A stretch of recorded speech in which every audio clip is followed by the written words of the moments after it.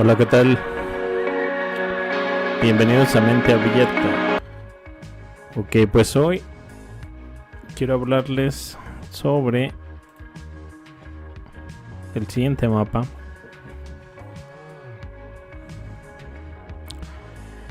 Pero también voy a usar algunos otros como comparación. Por ejemplo, el mapa de Fra Mauro de 1450.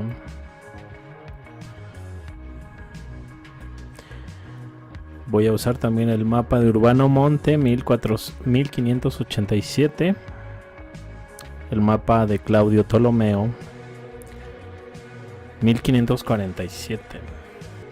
Cabe señalar que ese 1375 es bastante lejano para los en cuanto a cartografía, así que suena realmente interesante. Sobre el mapa, un libro del siglo XIV contiene varios manuscritos que cubren todo el mundo conocido por los europeos de aquel entonces. El Atlas catalán Mapamundi de los Cresques, producido en el año 1375, no está firmado, no está fechado. Por lo tanto, esta fecha solo es un aproximado por el registro que figura en un calendario que incluye. Se atribuye su autoría al judío mallorquín Cresques Abraham. Por ahí no se puede asegurar fehacientemente que los Cresques sean los autores de este atlas. Por lo tanto, puede ser un mapa realmente sin autor. Está documentado que en esta misma época elaboraron diversos mapas del mismo tipo y que los reyes de la corona de Aragón lo ofrecieron como presentes, regalos. Concretamente, y con referencia al propio Atlas, está documentado que en noviembre de 1381 el infante Juan, este hombre,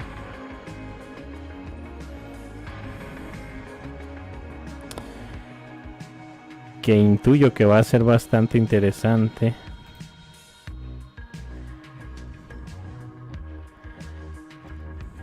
según este retrato imaginario, el rey Juan I de Aragón, 1350-1396, fue hijo del rey Pedro IV de Aragón y de la reina Constanza de Sicilia. ¿Por qué les digo que va a ser algo interesante? Por la paloma que lleva en su mano derecha. Ya verán por qué más adelante. A ver, el llamado cazador, amador de toda gentileza, rey de Aragón, Valencia, Mallorca, Cerdeña, Córcega, conde de Barcelona, Rosellón y Cerdeña, 1387-1396. Es cuando Aragón tenía todavía posesiones en Lombardía, el norte de Italia. Entonces los reyes de la corona de Aragón ofrecen este mapa como un regalo. Infante Juan, duque de Gerona,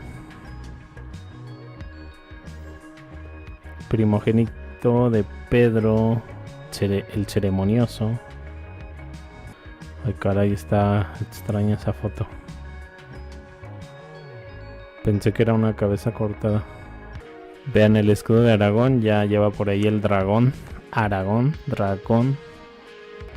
Quiso hacer un regalo al nuevo rey de Francia, el joven Carlos VI, conocido como Carlos el Bien Amado o Carlos el Loco, hijo de Carlos V y Juana de Borbón. Sucedió a su padre en el trono francés a la edad de 11 años. En el Palacio Topkapi de Estambul se conserva un pequeño fragmento de un mapamundi circular monumental que muestra grandes coincidencias con las hojas de este atlas de Cresques correspondientes al extremo oriente. Por lo tanto, pueden suponer que es copiado de ese. Aquí algo de lo que contiene la primera parte: la cosmografía. Segunda parte, un calendario solar, lunar, rodeado por 4 estaciones del año. Al lado de los calendarios se encuentran datos astronómicos basados en el modelo geocéntrico de Claudio Ptolomeo, el más extendido en la época. La humanidad sobre la Tierra Se encuentra rodeada por los 3 elementos básicos: aire, agua y el fuego, y las sucesivas anillas azules se pueden encontrar la Luna, Mercurio, Venus, el Sol, Marte, Júpiter y Saturno. Y el firmamento, con 18 estrellas. Luego algunas alegorías clásicas de estos astros. Incluye el zodiaco completo. Un unicornio que viene representando Sagitario. Bueno, aunque no sabría decir si es Sagitario. Que será Aries, puede ser también. A ver, porque aquí está Cáncer, Acuario, Libra, Piscis. No, acá está Aries. Ah, pues ahí estaban los nombres, no me fijé. Ah, caray, pero no se entiende. Púbor o algo así. Jacabi.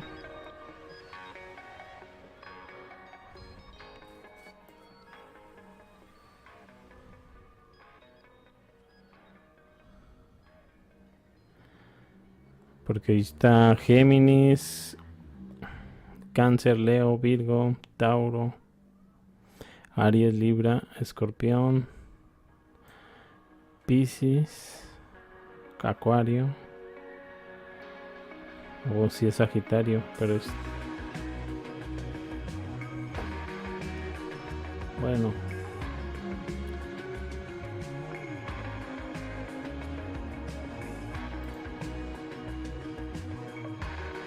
Capricornio es el unicornio. Sí, es el que me faltaba. Muchas gracias.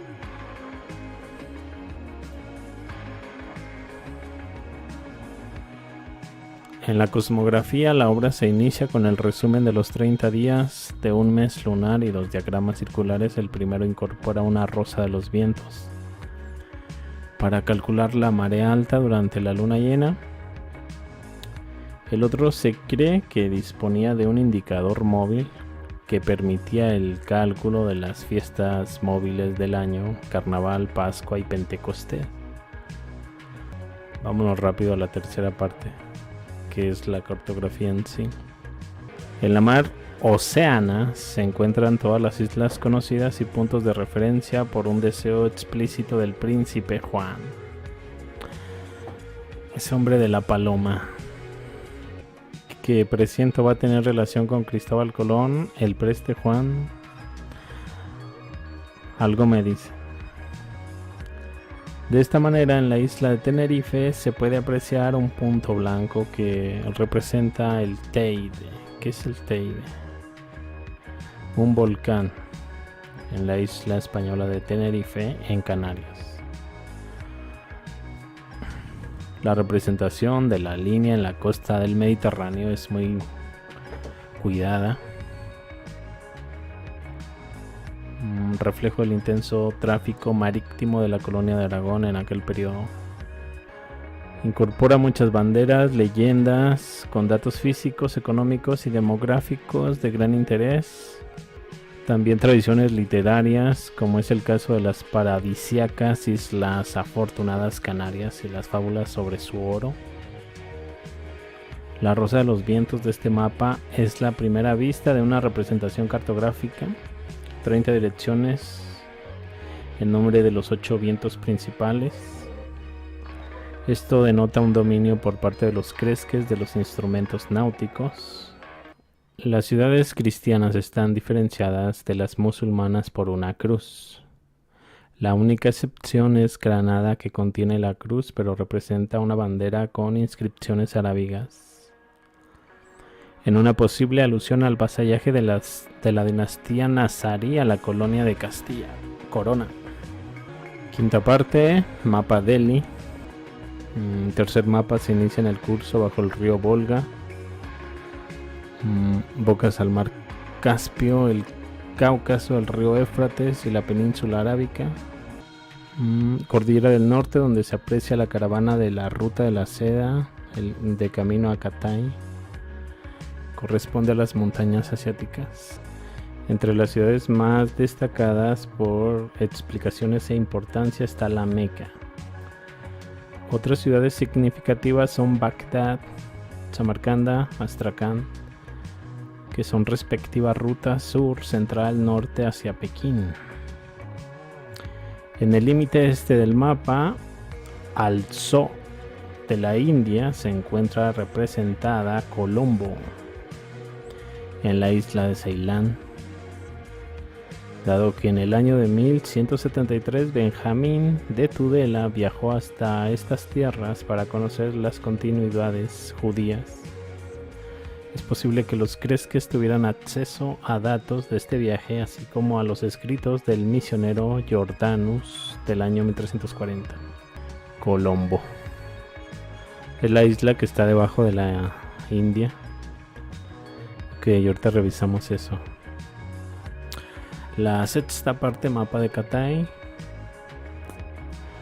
La falta de información geográfica queda compensada por una rica ornamentación, llenando así la sensación de vacío y alimentada a la vez por la curiosidad de los humanos de la Edad Media acerca de las fabulosas y enormes tierras de Cathay.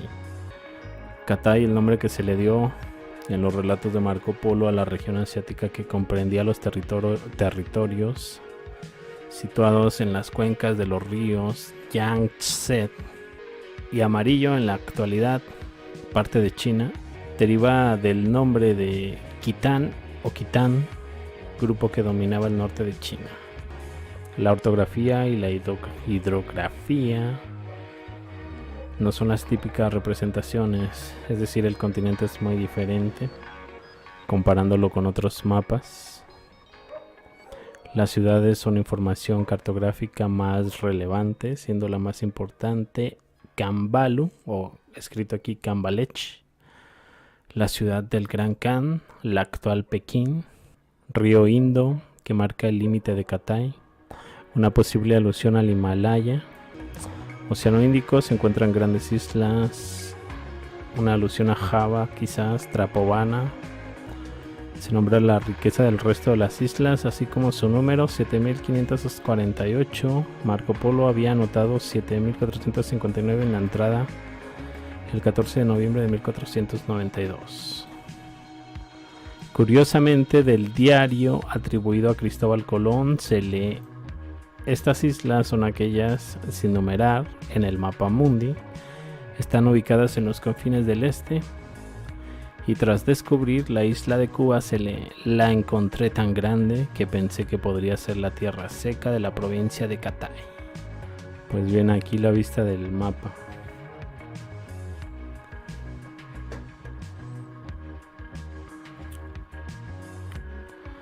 Estamos en la parte de Inglaterra.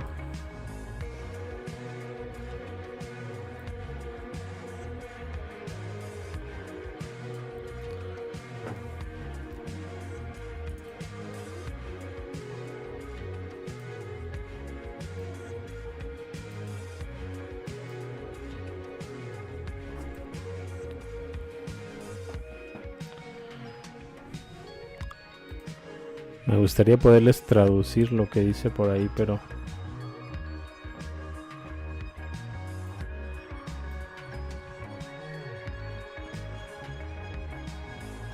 si no me equivoco es una letra parecida al español, pero puede ser catalán.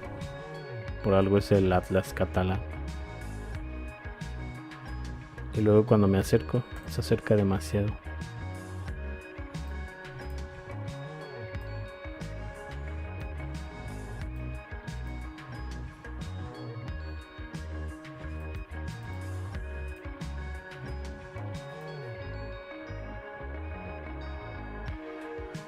Bueno, lo que me llama la atención es eso, que está ahí al norte de Inglaterra.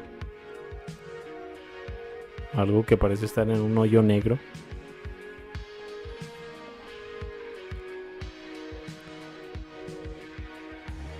Luego ahí a un lado tenemos Suecia, Noruega.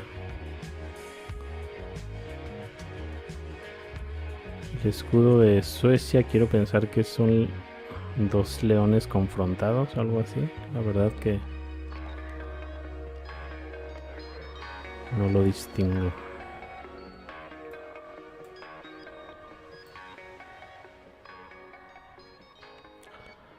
Inglaterra, Irlanda, banderas de leones. Bajamos a España. Ahí tenemos el lado de Granada.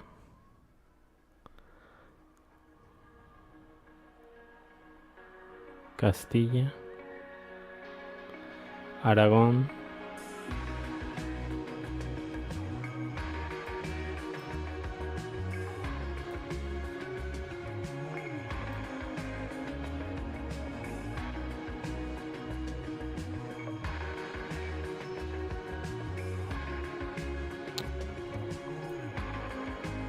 Francia se distingue prácticamente por la flor de lis.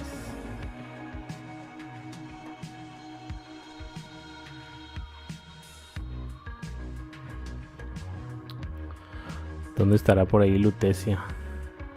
La voy París.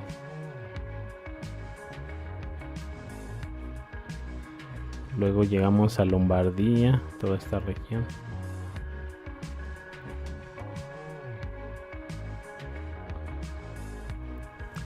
Lo interesante es que en Italia no parece estar remarcada Roma como ciudad principal, sino que se remarca mucho más Florencia.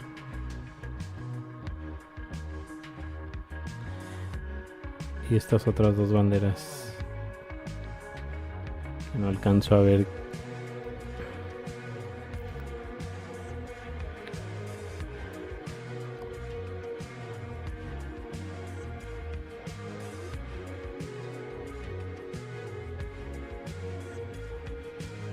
Que hay más al norte. Otra bandera con un león. Este escudo no lo distingo.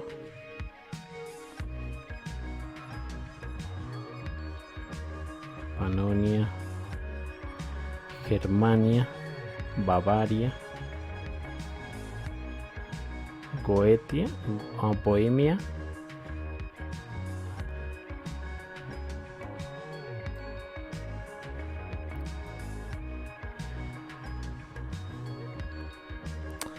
Polonia parece llevar estandartes con una media luna debajo y una cruz hacia arriba. Está raro, eso nunca lo había visto.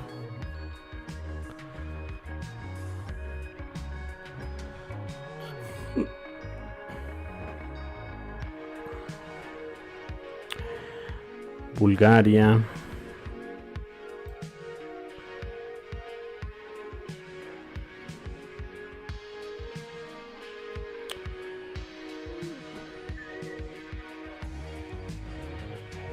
Sigue Bulgaria, Estambul, ya llegamos a Estambul.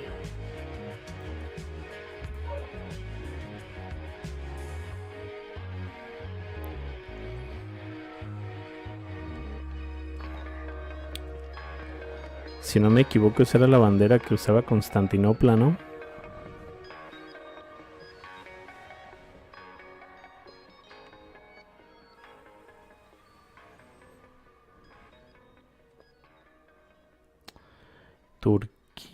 Turquía, ok, ya la nombran Turquía. Creí que decía Taurica, algo así. De hecho hay diferentes banderas aquí en Turquía, pueden ver la estrella judía. Una acá a la izquierda y otra a la derecha. La de aquí.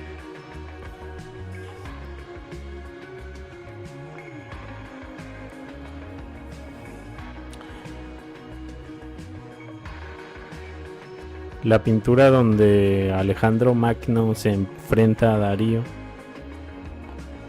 fue aquí así. Esa pintura que representa a todos los personajes muy medievales. Está más o menos aquí. Isus.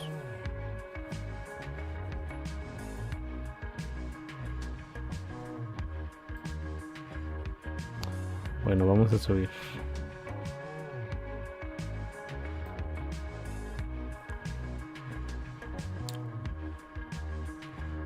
Territorios de Armenia, que no está en la bandera, solo está de un cuadrado.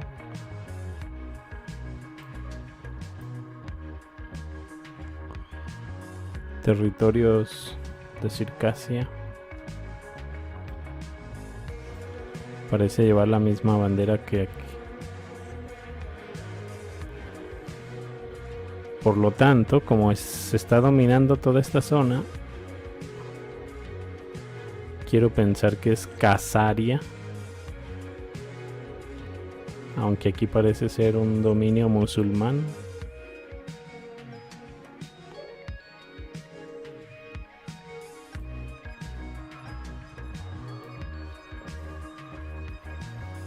Por ahí ya aparece Rusia. Por aquí.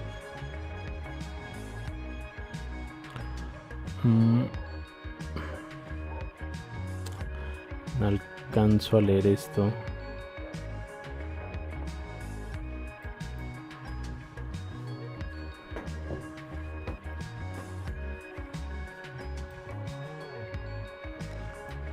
Los alanos. Entonces creo que sí tiene que ver algo con Khazaria.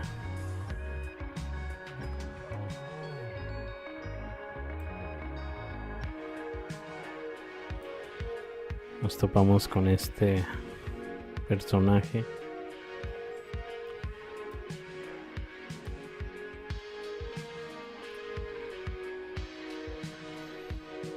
Híjole, estaba intentando ver si por ahí apareciera un nombre elegible, pero esa letra está muy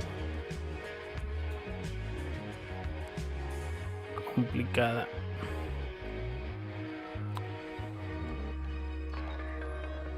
Caravanas van en un viaje hacia acá.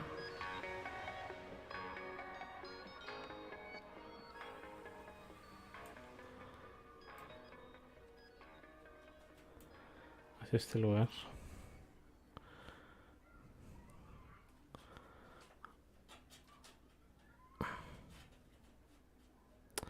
Interesante porque aquí está Gog y Magog.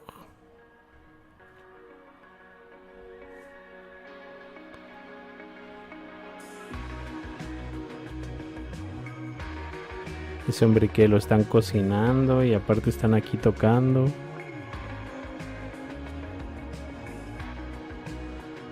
El hombre parece ser anciano. Será algo así como un funeral.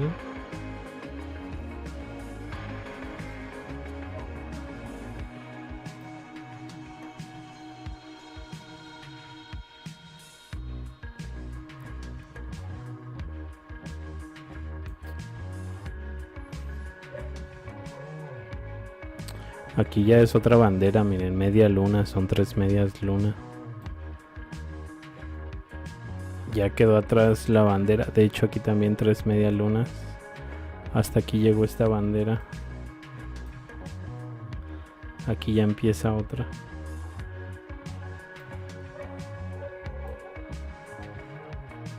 Y llega hasta acá donde está encerrado Gog y Magog.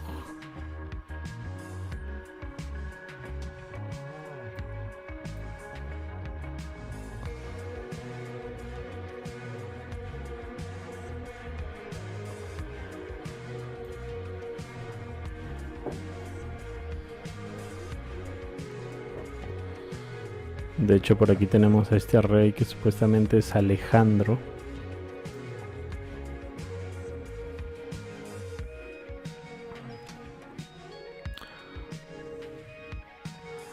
Y esta vendría a ser la puerta. Y estas las murallas. Donde encierra a Gog y Magog.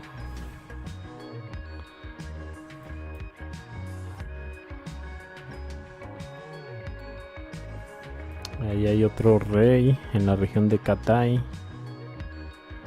Miren, siguen las 3 medias lunas. Todo este territorio.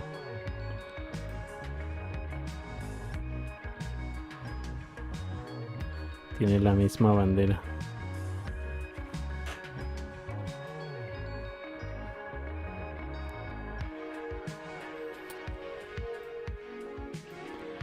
Aquí cerca de Cathay tenemos a los enanos, los hobbits. Vean cómo están siendo atacados por No sé qué tipo de aves serán. Un tipo... Se parecen a las garzas, pero no creo.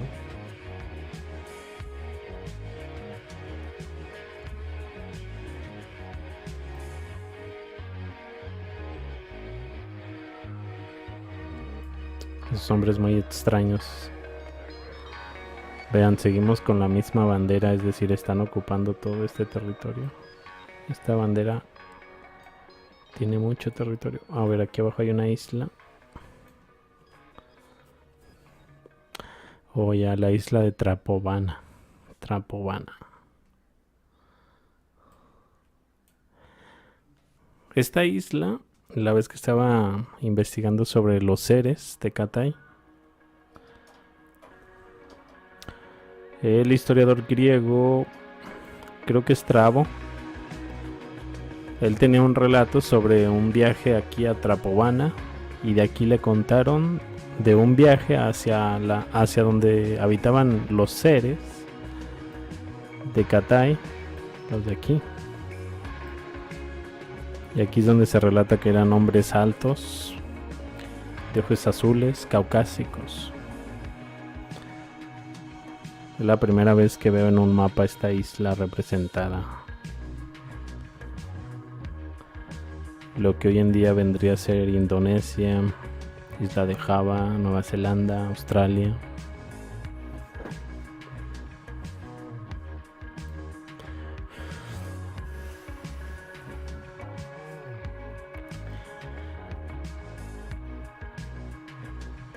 Aunque ahora no sé si sea Java, porque esta isla creo que dice Java, ¿no?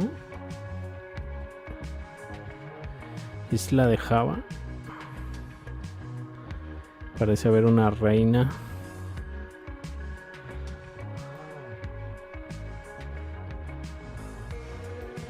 Sigue la bandera de las tres lunas. Llega hasta la India.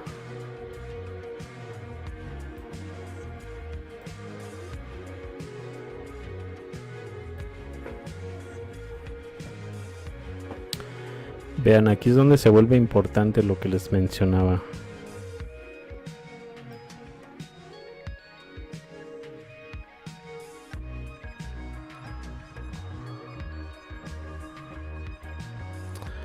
Ahí en la wiki nos quisieron desviar diciéndonos que aquí se representa la isla de Colombo, hoy Sri Lanka, donde siempre han tenido como escudo el león.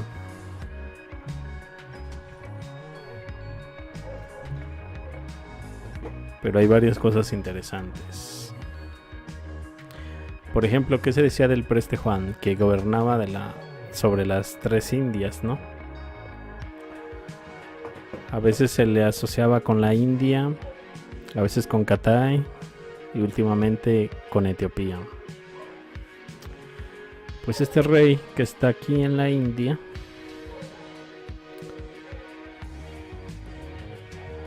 parece tener tres estandartes con tres palomas.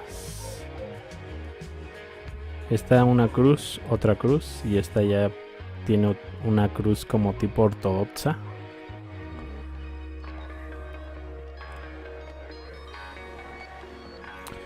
Y tengo entendido que incluso Cristóbal Colón tiene una relación con palomas, ¿no? Cuando las dejó ir, fueron las que le dieron a entender que ya habían tocado tierra.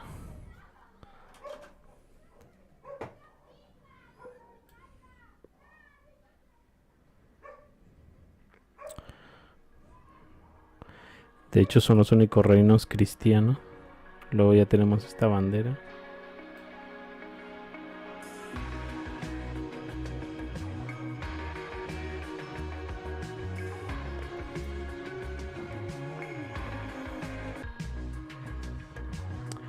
Estos hombres se supone que son los Reyes Magos.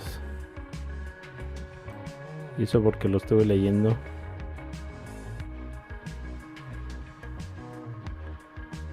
Según la leyenda, los Reyes Magos venían de Tarsos. Todos decían, ¿dónde está Tarsos? Pues resulta que aquí está este reino llamado Tarsos.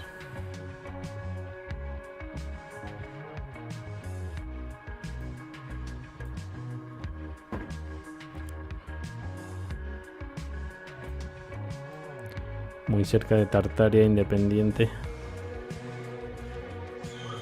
De hecho lleva la misma bandera, este dorado con este cuadrado rojo. Chequen cómo todavía está por aquí. Llega hasta Persia, donde está este rey de Tauris, el rey de Tauris. Qué raro que no pongan a Persia por ahí, siendo un imperio que siempre estuvo ahí presente. Llegamos acá, el único templo con cruces. Este tiene una media luna donde está Siria. Me imagino que es Siria.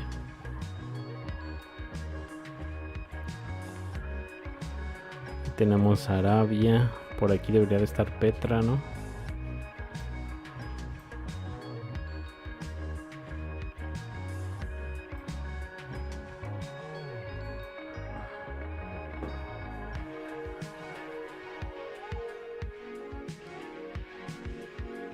Una reina por ahí.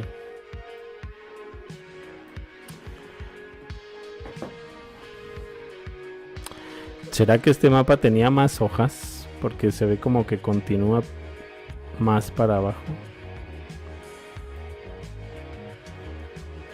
Pero ¿dónde estarán guardadas?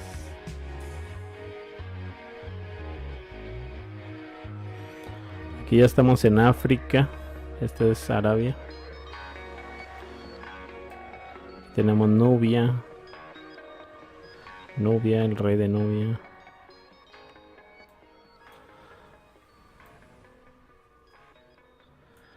Creo que este ya es de Egipto.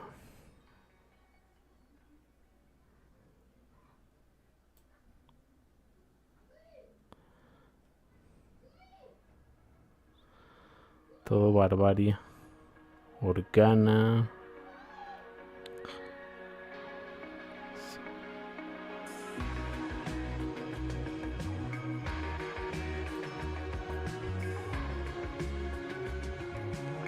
Las Islas Canarias. Que hay una embarcación.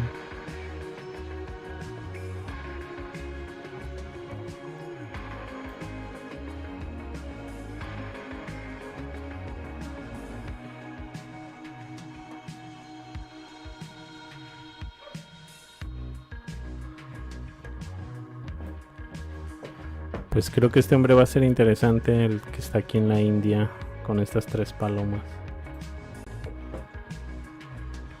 Que según la wiki nos comentaba que era el infante Juan. Casualmente se llama igual que el preste Juan. Lleva una paloma también. Solo que este es Juan I de Aragón.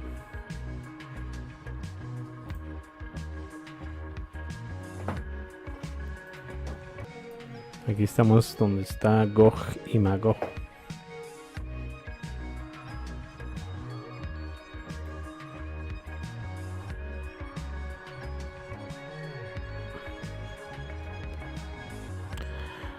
De hecho se dice que ahí está Alejandro, el rey Alejandro, está creando la muralla, vean, para encerrar a Gog y Magog.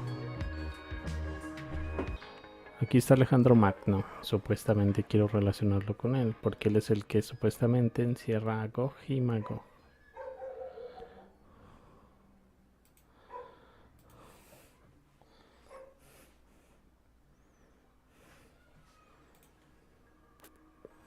Si checamos el mapa de Fra Mauro,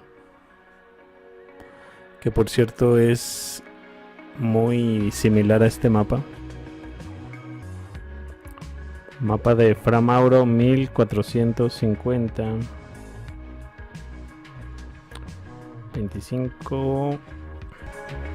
75 años después del mapamundi de los Cresques. En el mapa de Fra Mauro también vemos donde encierran a Gog y Magog, que es aquí en este caso. en esta península. Vean, aquí tenemos el continente asiático. Esta península es donde encierran a Gog y Magog, que por cierto se parece mucho a lo que hoy sería Nueva Zembla, una isla al norte de Rusia.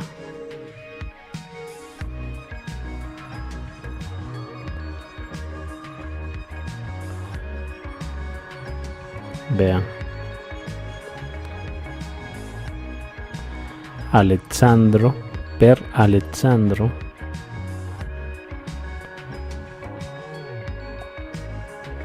Gog y Magog, credo mongol. Algo hablan de los mongoles.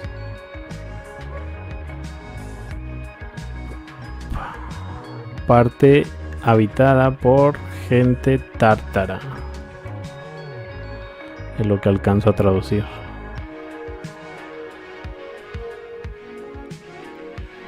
En el mapa de Fra Mauro, aquí es donde se encierra a Gog y Magog, en esta isla que aún no se separa del continente. Y aquí está la puerta.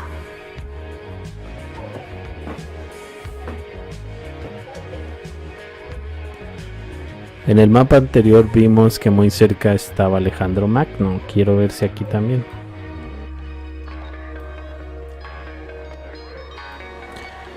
De hecho, aquí también estamos encima de Catay, como pueden ver. El mismo sitio.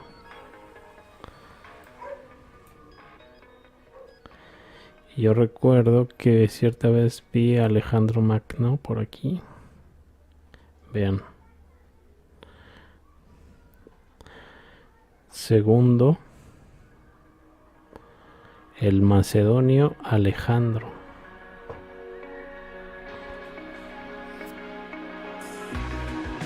Una ciudad llamada Llaves.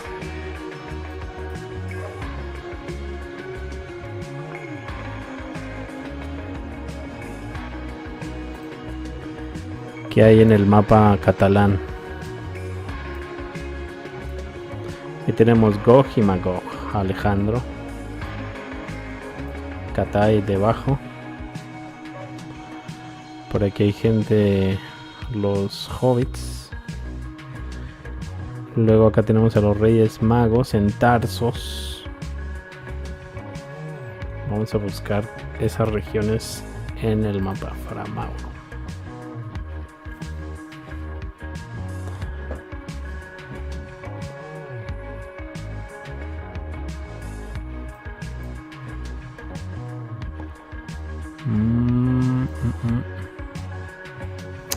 Vean, también contiene Tarsos.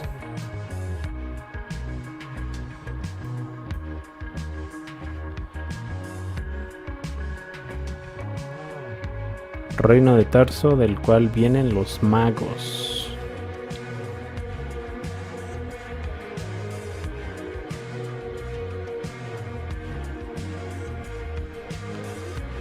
De hecho, no está muy lejos de Cérica.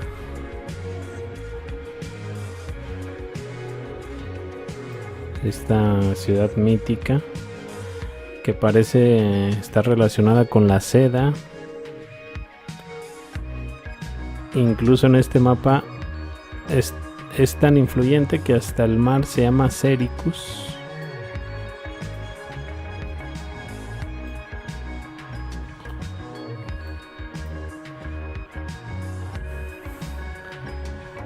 Lo cual es bastante sorprendente porque aquí tenemos a China, aquí está la ciudad de Kinsai.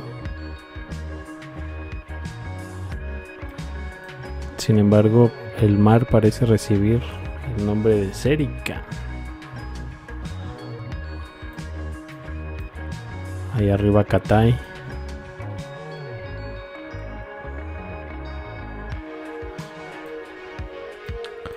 Y más arriba los Gog y Magog.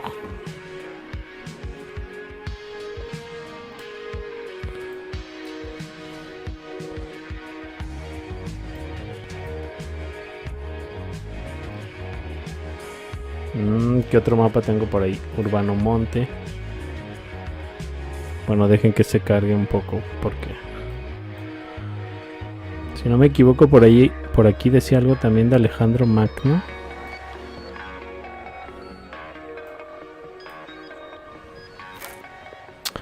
Alcunis, algunos escriben algo así. En Radiz del Monte Caspio.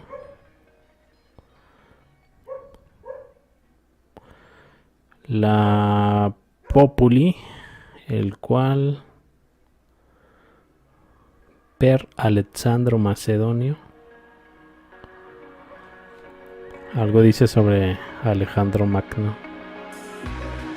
Y es en la Horda de Oranca,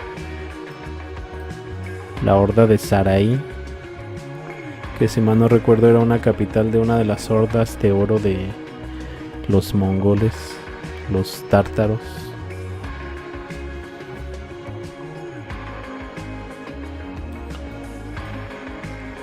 Y no sé si recuerdan la pintura medieval, que casualmente Alejandro Magno lleva como estandarte el grifo.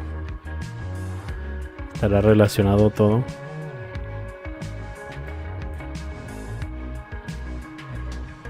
Mar Caspio. Sagatai, la Horda de Sagatai, la Horda de Oranca. Algo dice de Alejandro Magno, Sarai. De hecho acá está Tartaria. Todas estas son hordas.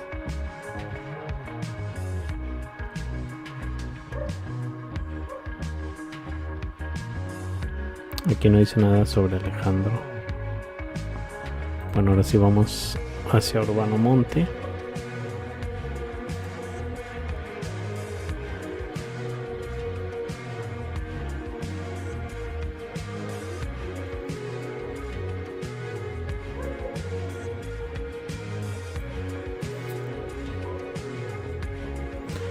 Urbano Monte tiene aquí a Kinsai. Él la tiene sobre el mar. Aquí donde está Mangui es donde debería estar Cérica. Hay unas murallas.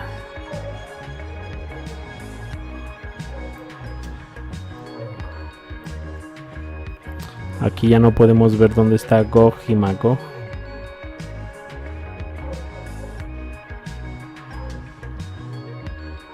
Solo vemos ese monstruo por ahí. Daniti, Tartari, Amau, Lago Amau. Aquí ya no se menciona Gog y Magog. Ah, sí, creo que sí. Magog.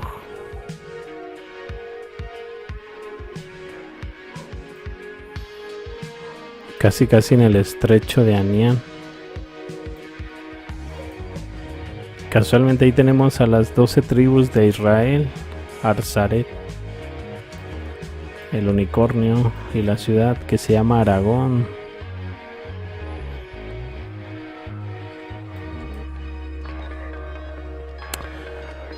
Si contiene entonces a Magog.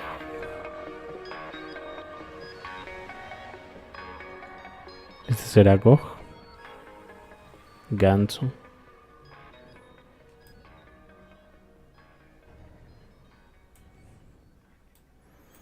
En esta ocasión Catay está por acá, cerca de Cérica.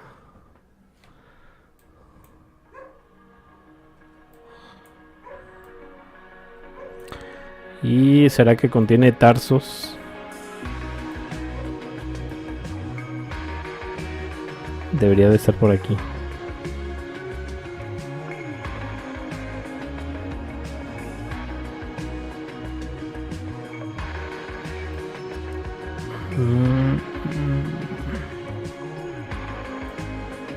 Tarán.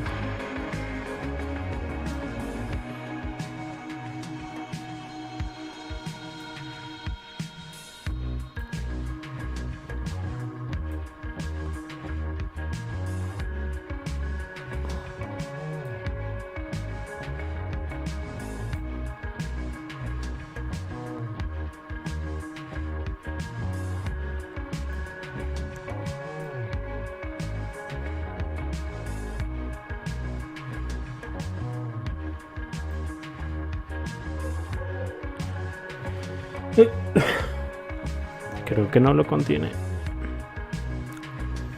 Aunque pues también estaba cerca del Caspio, ¿no? Necesitaríamos recorrer toda esta zona para encontrar Tarsus, Corazán,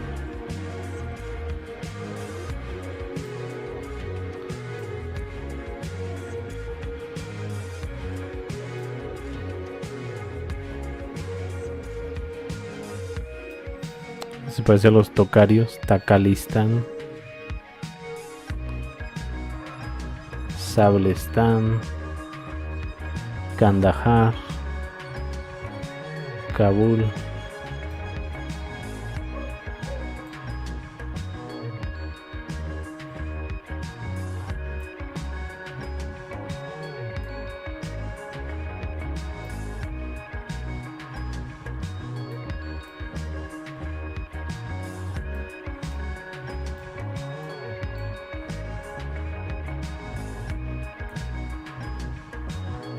esa serpiente grandísima, ¿no? Habla de una super serpiente aquí.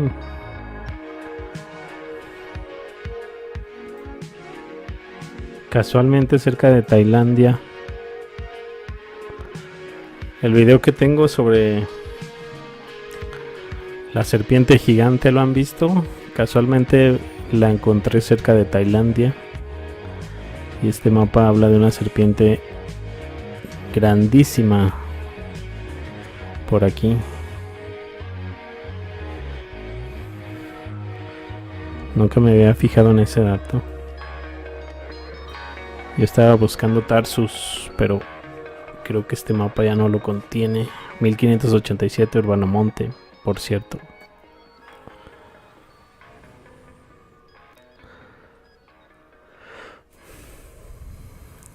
Bueno, debería de estar por aquí Tarsus. Se supone que es la ciudad de los Reyes Magos. Aquí en la India, ¿qué tenemos?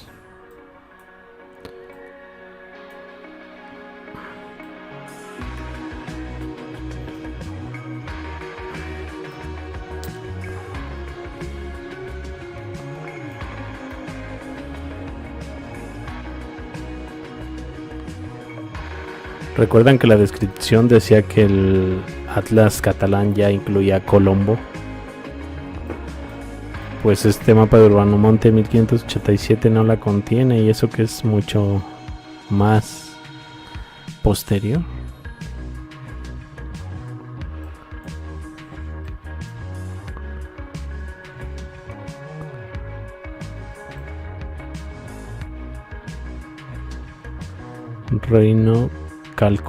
Reino de Calcuta.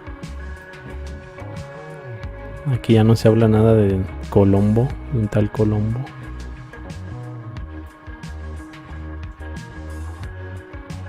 Koulam. Parece tener una cruz. ¿Será esto?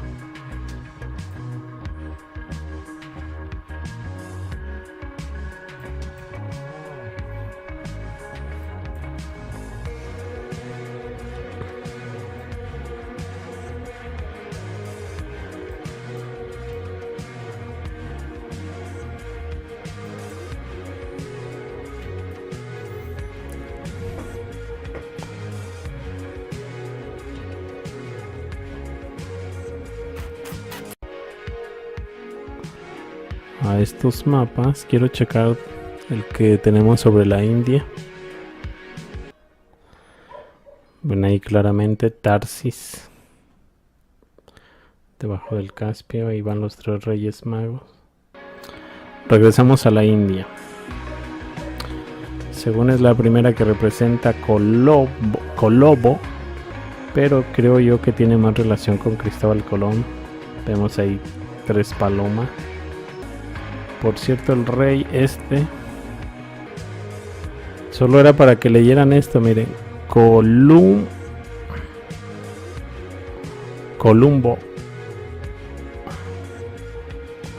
Ciudad de Columbo. Rey Colombo, provincia de Colombo. Es el primer mapa donde se representa a Colombo.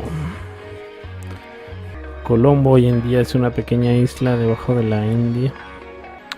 Esto es hoy en día. Se ve de hecho desprendida de la India, como que estaba así. El nombre Colombo le fue dado por los colonizadores portugueses en 1505. Sri Lanka. Vean, es de los primeros reinos con la bandera del león. Y según la mitología de la India, donde se fue a ocultar un demonio. Todo esto no, en el Ramayana se puede leer. Juan I de Aragón. Dejen ver la versión inglesa.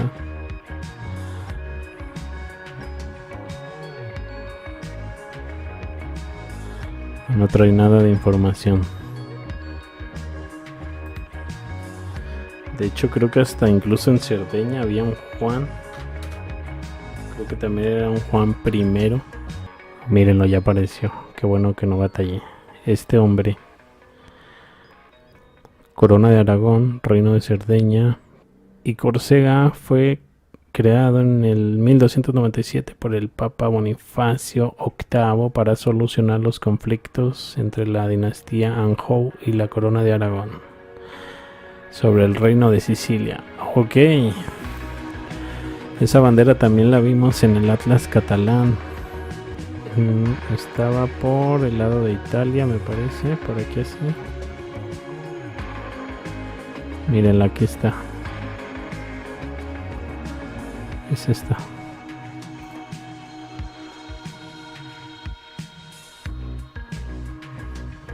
Reino de Sicilia, un estado del sur de la península itálica y la isla de Sicilia que se desarrolló desde su fundación por Roger II de Sicilia 1130 hasta 1816.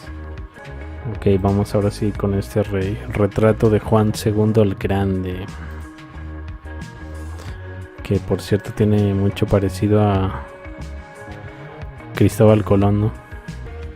Aragón, Navarra, conocido como Juan sin fe, según los rebeldes catalanes que se alzaron contra él, 1398-1479, Duque de Peñafiel, Rey de Navarra, Rey de Sicilia, Rey de Aragón, Rey de Mallorca, Valencia, Cerdeña, Conde de Barcelona, hijo de Fernando I de Antiquitera, uno de los monarcas más longevos del siglo XV. Su enemigo Luis XI de Francia le llamó la vieja Vulpeja. Padeció de cataratas, por lo que durante varios años estuvo ciego. Hasta el 12 de octubre de 1468, a la edad de 70 años, recuperó la vista. Según el principal biógrafo, el historiador Jaime Vicens Vives, Juan II de Aragón aparece como el personaje de mayor fuerza en el siglo, ya lleno de singulares personalidades políticas. Creo que es el mismo infante de Aragón, ¿no?, que nos estaba mostrando el mapa. Escudo del príncipe Juan de Aragón, que por cierto tiene los dos canes. Gran Can, Canarias, Preste Juan, San Cristóbal, Sinocéfalo. Todo esto quedó ya a entender, ya lo he relatado en los videos que tengo sobre el Preste Juan, espero estén al tanto.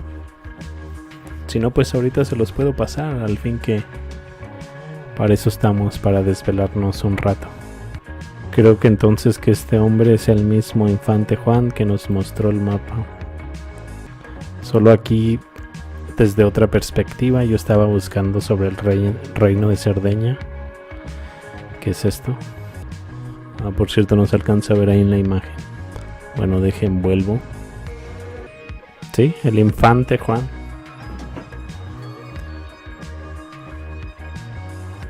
Ya se sabe otras cosas interesantes, que tuvo una vida realmente longeva. Casualmente gobernaba sobre el reino de Lombardía, ahí cerca de Milán, donde está toda esta región lombarda, donde está toda esta simbología de la casa Visconti, con el símbolo similar a Quetzalcóatl. ¿Será que América ya era conocida muchísimo antes? Aquí estamos hablando de fechas 1381. Este infante es de 1387, pero parece ser que todo esto viene incluso desde más atrás. Interesante todo. Por cierto, todavía tenemos ahí a los bizantinos, lo que coincide incluso con la leyenda del Preste Juan, porque tengo entendido que se entrevistó con el rey de Constantinopla, con un rey germano, Otto I, creo que el de Sacro Imperio Romano, incluso con el Papa, el Preste Juan. Chequen, la primera vez que se menciona este personaje, Preste Juan, es en la crónica del obispo alemán Otón de Frisinga, un obispo y cronista alemán. Se creía inicialmente que el reino del Preste Juan se hallaba en la India. Corría por entonces la creencia muy divulgada, por cierto, esto interesante, que el Preste Juan se hallaba en la India. ¿Qué tenemos en el mapa catalán en la India? No tenemos al Preste Juan, sino tenemos a un rey Colombo. Por cierto, en dado caso que se represente por primera vez a la isla de Colombo, debería de ser esta, pero más parece llamarse Java. Y sin embargo este rey Colombo está más arriba. Esas palomas nos dan muchas cosas en que pensar. Ok, inicialmente se pensaba que el Preste Juan estaba en la India. Corría por entonces una creencia muy divulgada de cristianos nestorianos. Ven, incluso ahí en el mapa se puede ver en el sur de la India una cruz. Cristianos nestorianos habían tenido éxito en evangelizar esas tierras, regidos por un sacerdote rey llamado Juan. Probablemente los viajes de Tomás el Apóstol, documentados en obras en los Hechos de Tomás, un texto cristiano compuesto a principios del siglo III que narra los hechos y la predicación de Tomás el Apóstol. Es uno de los hechos apócrifos, llamados también hechos leucianos, porque se consideran que los escribió, tras la llegada de los mongoles con Genghis Khan al mundo occidental. Se situó al rey en Asia Central, estamos hablando de Karakitai, Katai, y luego finalmente exploradores portugueses hablaron de haberlo encontrado en Etiopía. El emperador de Bizancio y el Papa habían recibido varios mensajes de esta figura misteriosa. En los mismos se describía grandeza y riqueza de sus feudos. Vean, incluso aparecen las crónicas de Nuremberg de 1492, el Preste Juan. Aparece en el libro de Marco Polo. Y creo que este mapa lo sitúan aquí en Etiopía. Y por cierto, ya que tengo abierto el mapa de Urbano Monte lo sitúa también en uno de las orillas del mapa.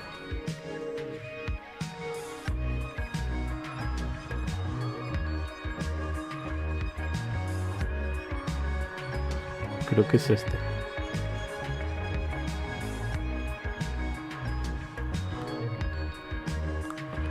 El gran Preste Juan, rey de la grande Etiopía.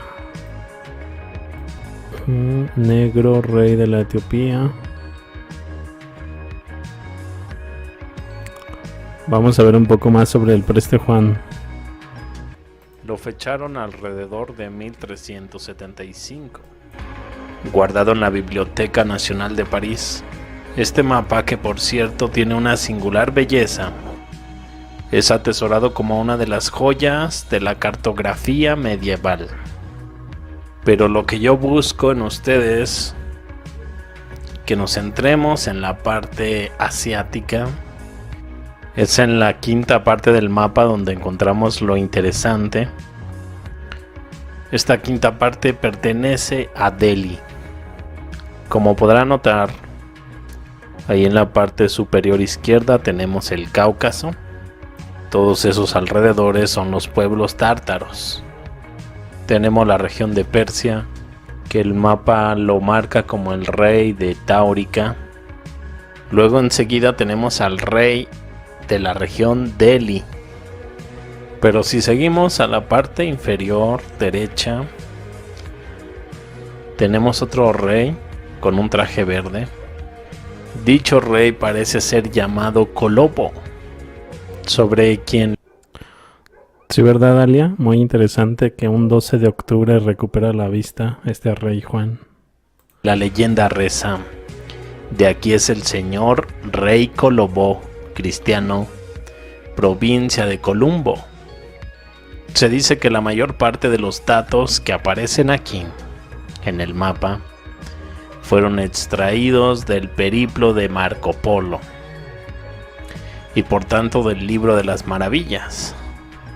Por lo tanto, resulta curioso comprobar cómo en el extremo suroeste de la India figura este dibujo muy peculiar. Es fácil relacionar el nombre de la provincia de este rey cristiano con el apellido italiano de Cristóbal Colón, Colombo. Pero sorprendentemente Colombo o Colubo también fueron apellidos utilizados para nombrar al descubridor. Curioso, ¿no creen? Sea como fuere, este rey se encuentra a sí mismo rodeado de 3 castillos. Sobre ellos ondean banderas con cruces rojas que evocan al temple.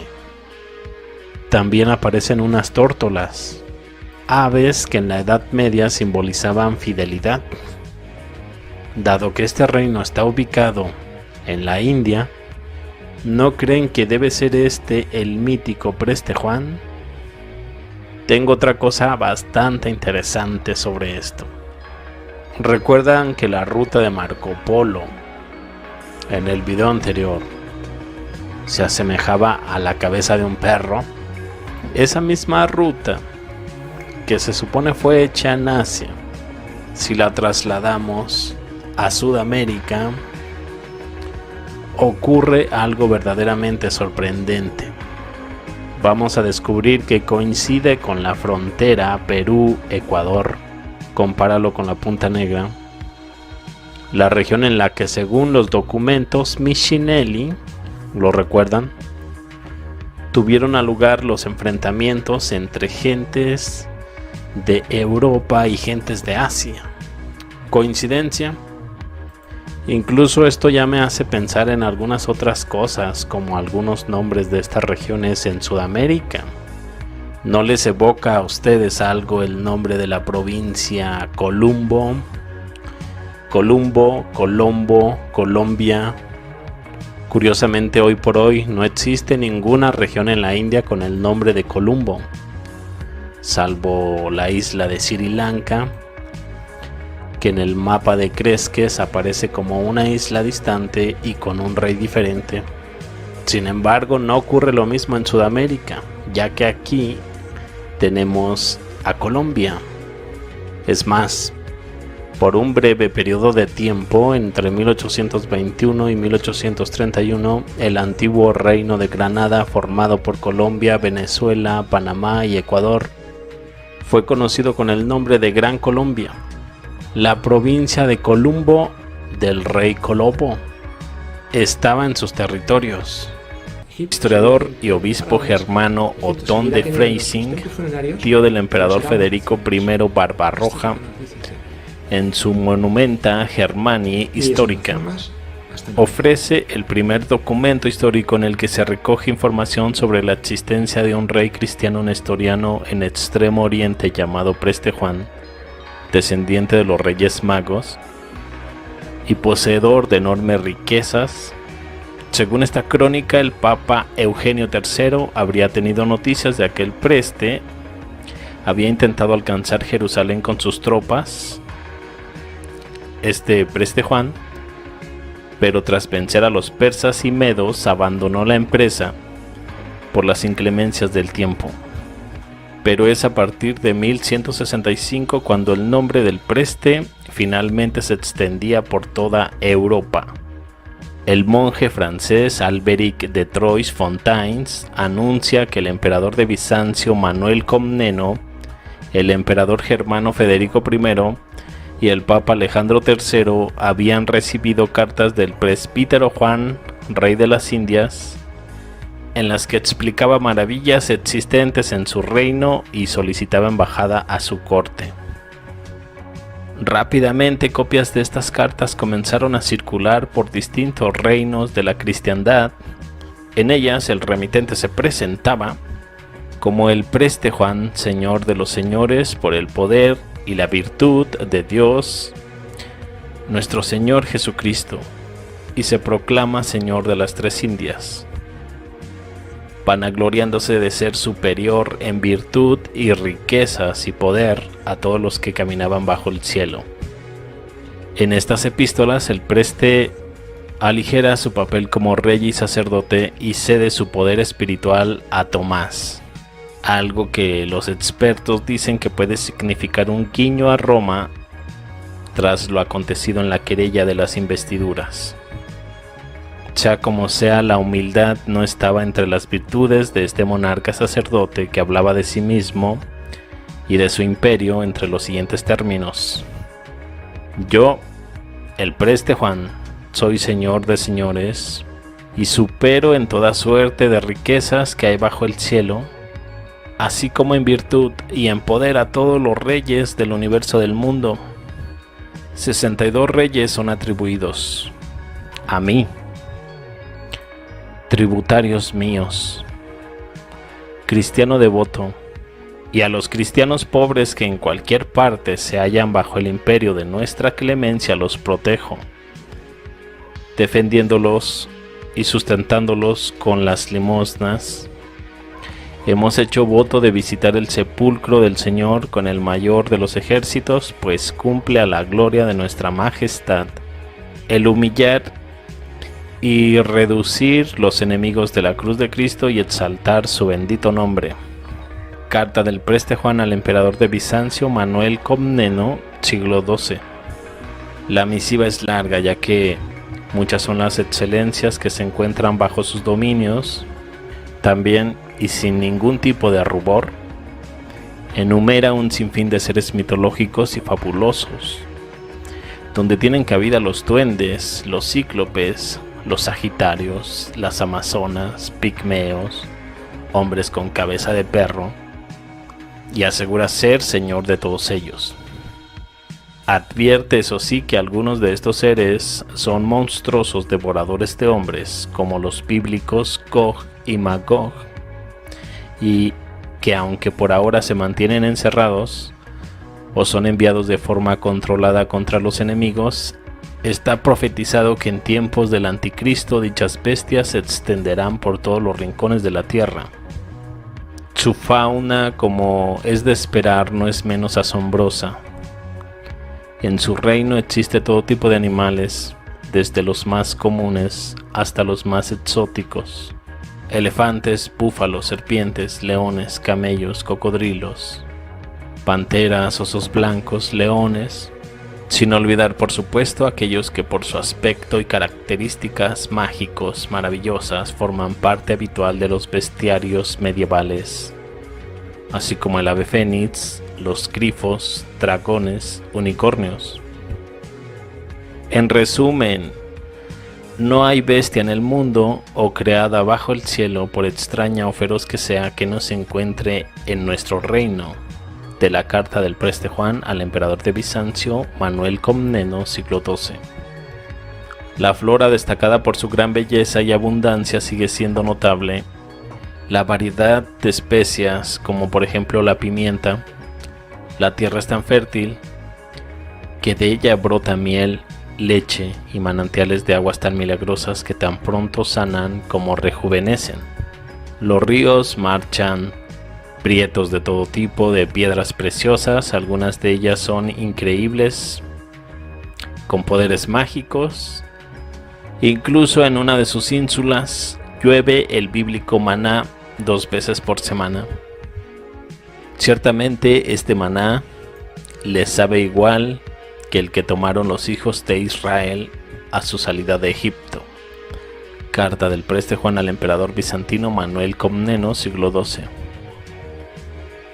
Dentro de sus límites también se encuentra el mítico Monte Olimpo, la tumba del apóstol Tomás y San Daniel, la Torre de Babel, la fuente de la eterna juventud, las 10 tribus perdidas de Israel, el río Pisón o Indo del paraíso, y en sus proximidades nada más y nada menos que el mismísimo jardín del Edén. Fantásticos templos y palacios de arquitectura inimaginables, revestidos de oro, piedras preciosas y toda suerte de riquezas, hacen las delicias de los súbditos de estos reinos que conforman magníficos ejércitos y sociedades donde la mentira, la propiedad o el adulterio son duramente castigados y donde cualquier peregrino o extranjero encuentra un hogar. ¿El chocolate te late? A mí me late. A mí me chocolate. ¿Y te late ganar? A mí me late. La carta finaliza en los siguientes términos. Para recorrer toda su amplitud, una de las partes de nuestra tierra se tarda 4 meses. Así que en verdad, nadie puede decir hasta dónde se extienden las demás partes de nuestros dominios. Si puedes contar las estrellas del cielo y la arena del mar, podrás calcular nuestros dominios y nuestro poder. La misiva se considera hoy un fraude. A la luz de su contenido, alegar además que la supuesta carta original escrita a griego no ha aparecido. Pero si bien la lógica nos dice que esta carta debió ser considerada ya en su momento, la quimera de una imaginación desbordada, la persecución que dicha carta tuvo en los viajes y exploraciones de la Edad Media, dejaba bien claro que tanta superchería no se tomó en vano. Muy al contrario, como se verá a continuación, pocas leyendas han influido tanto en nuestra historia como la del soberano de riquezas y dominios sin límites, cristiano de religión y cuyas poderosas tropas arrancarían finalmente los santos lugares de manos de los infieles. Papas y emperadores, intelectuales y literatos, mercaderes y misioneros no solo no dudaron de la existencia de tan mítica figura, sino que además esperaron fervientemente la ayuda que habría de venir de Oriente. ¿Pero de qué parte de Oriente? Gran problema. Nadie podía decirlo con exactitud. Las noticias de aquellos que se adentraban en los confines de Asia eran desalentadoras. Allí no había ningún reino cristiano y mucho menos aquel que, para recorrer en toda su amplitud, una de las partes de nuestra tierra se tarda 4 meses. Las Indias del preste Juan no tenían cabida en ninguno de los continentes por entonces conocidos. Colón siempre llamó a las tierras por él alcanzadas Indias. Lo repite 87 veces en todos sus escritos, incluido su testamento. Cito: el rey y la reina, nuestros señores, cuando yo les serví con las Indias, digo serví porque parece que yo por voluntad de Dios nuestro Señor. Pongan atención en esta parte porque aquí es donde se hace una relación Cristóbal Colón y el preste Juan, quizás una misma persona. Señor, se las di como cosa que era mía, puedo decir, porque importuné a sus altezas por ellas, las cuales serán ignotas, y he escondido el camino a cuantos hablaron de ellas. Del testamento y codicilio de Cristóbal Colón.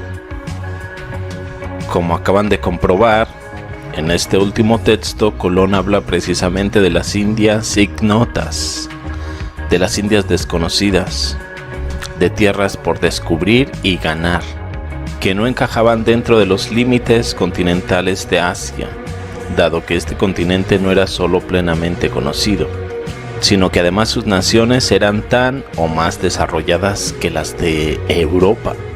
Comprobamos pues que las Indias fue el nombre con el que Cristóbal Colón denomina lo que hoy se conoce como América.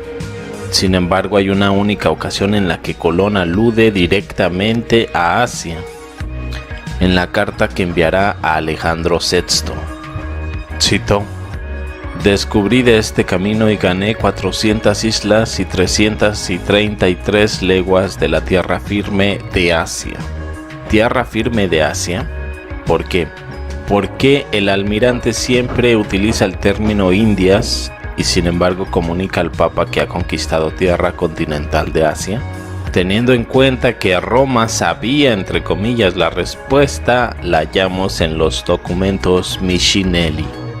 Lo siguiente que voy a tratar, quizás lo reanude en algún otro tema, está anudado en el Quipu Inca de Quipu Camayoc, Chaguarurac. Mostrará al jesuita Juan Anelo Oliva. Según este registro, gente de Asia vino al continente americano. Cito: allí, hallando tierras ocupadas por pueblos constructores de grandes pirámides, bajaron en el siglo XIII más hacia el sur, donde chocaron con los belicosos habitantes de las costas, quienes deponían las armas cuando bajaban de las alturas. Hombres de estatura diferente, es decir, casi 2 veces las de ellos, de tez blanca, cabellera tupida y cara cubierta de barba de color de oro. De aquí nace la ingenua fábula de los gigantes y el origen divino de la gente inca. Ahora bien, dicha gente blanca había tocado el continente unos siglos antes, como narra el Quipu Real, que la tribu de Tartaria, siguiendo sin embargo una vía marítima diferente, es decir, del otro lado del mar, gente del norte, cuando los de Tartaria se enfrentaron con la gente blanca, mostraron una fuerza superior al punto de exterminarlos casi a todos. Los supervivientes se arremetieron a la clemencia de los vencedores, los cuales así actuaban siempre con todos los pueblos que reconocían su superioridad. La inteligencia de esta gente del antiguo continente la llevó a fundirse en sangre y cultura, con el fin de crear una nueva estirpe en aquellas tierras donde fue fundada la ciudad de Tumbes. Después de leer este testimonio, se incluye que en el siglo XIII los tartarios habían acabado con los 100 años de hegemonía de un grupo de europeos, gente del norte, que había ejercido previamente en aquellas tierras del Perú. Este testimonio podría tomarse a broma si la documentación existente al otro lado del Atlántico no corrobora lo recogido en el Quipu Inca. Y es que en este periodo coincide con la aparición en Europa de la leyenda de las Indias del Preste Juan. Así, los documentos Miscinelli datan de la llegada de los europeos al Perú en el siglo XII. Es precisamente en este siglo cuando irrumpe en Francia, 1122, las primeras noticias sobre el legendario personaje. El obispo Odón de Reims, en su obra De Advente Patriarch Indorum, se hace eco de la visita de un enigmático Preste Juan al Papa Calixto II, tras haber sido confirmado en su cargo por emperador de Constantinopla. En 1145, el obispo de Baviera, Otto von Freisingen, en su enciclopedia Monumenta Germani Historica, señala que el Papa Eugenio III había tenido noticias de que un cierto Juan, que tenía intención de conquistar Jerusalén, en 1165 el monje francés Alberic de Troyes-Fontaines anuncia que el embajador de Bizancio Manuel Comneno, el emperador germano Federico I y el Papa Alejandro III habían recibido cartas del presbítero Juan, rey de las Indias, en las que explicaba las maravillas existentes en su reino y solicitaba embajadas a su corte. A esta carta contestaría el Papa Alejandro III el 27 de septiembre de 1177 a través de una epístola dirigida a su queridísimo hijo en Cristo, Juan, ilustre y magnífico rey de los indios. No existe ninguna duda sobre la autenticidad de dicha carta. Este continuo intercambio epistolar resuena en la carta de Toscanelli, enviará a Cristóbal Colón, indicando que esta corte de Roma tenía constancia de que los reyes y príncipes de aquellas regiones estaban, cito, ansiosos de tratar y comerciar con los cristianos de nuestros países, tanto porque por parte de ellos son cristianos como por conversar y tratar con hombres sabios y de ingenio de nuestras tierras sobre la religión y las demás ciencias, debido a la gran fama de que disfrutan nuestros reinos y regímenes. Unas relaciones también reconocidas por el propio Cristóbal Colón en las cartas que escribiera antes de partir hacia el descubrimiento. Cito: por la información que yo había dado a vuestras altezas de las tierras de la India y de un príncipe que es llamado Gran Khan, que quiere decir en nuestro romance Rey de Reyes, como muchas veces él y sus antecesores habían enviado a Roma a pedir doctores de nuestra Santa Fe porque les enseñaron en ella y que nunca fue el Santo Padre, no le proveyó, y se perdieran tantos pueblos cayendo en idolatrías y recibiendo en sí sectas de perdición. Sin embargo, el dato más magnífico a la hora de establecer los vínculos existentes entre la leyenda del Preste Juan y lo recogido en el Quipu Inca de los documentos Michinelli se encuentra en la obra Speculum Historial del dominico Vicente de Beauvais. En ella se señala que el Preste Juan era el emperador de la India, pero que los tártaros se habían rebelado guiados por Genghis Khan. El emperador mongol había atacado a David, hijo del Preste Juan, y asesinado a toda su familia. La única superviviente, su hija, había sido obligada a desposarse con el mongol, iniciándose un nuevo linaje. Como pueden comprobar, los hechos coinciden.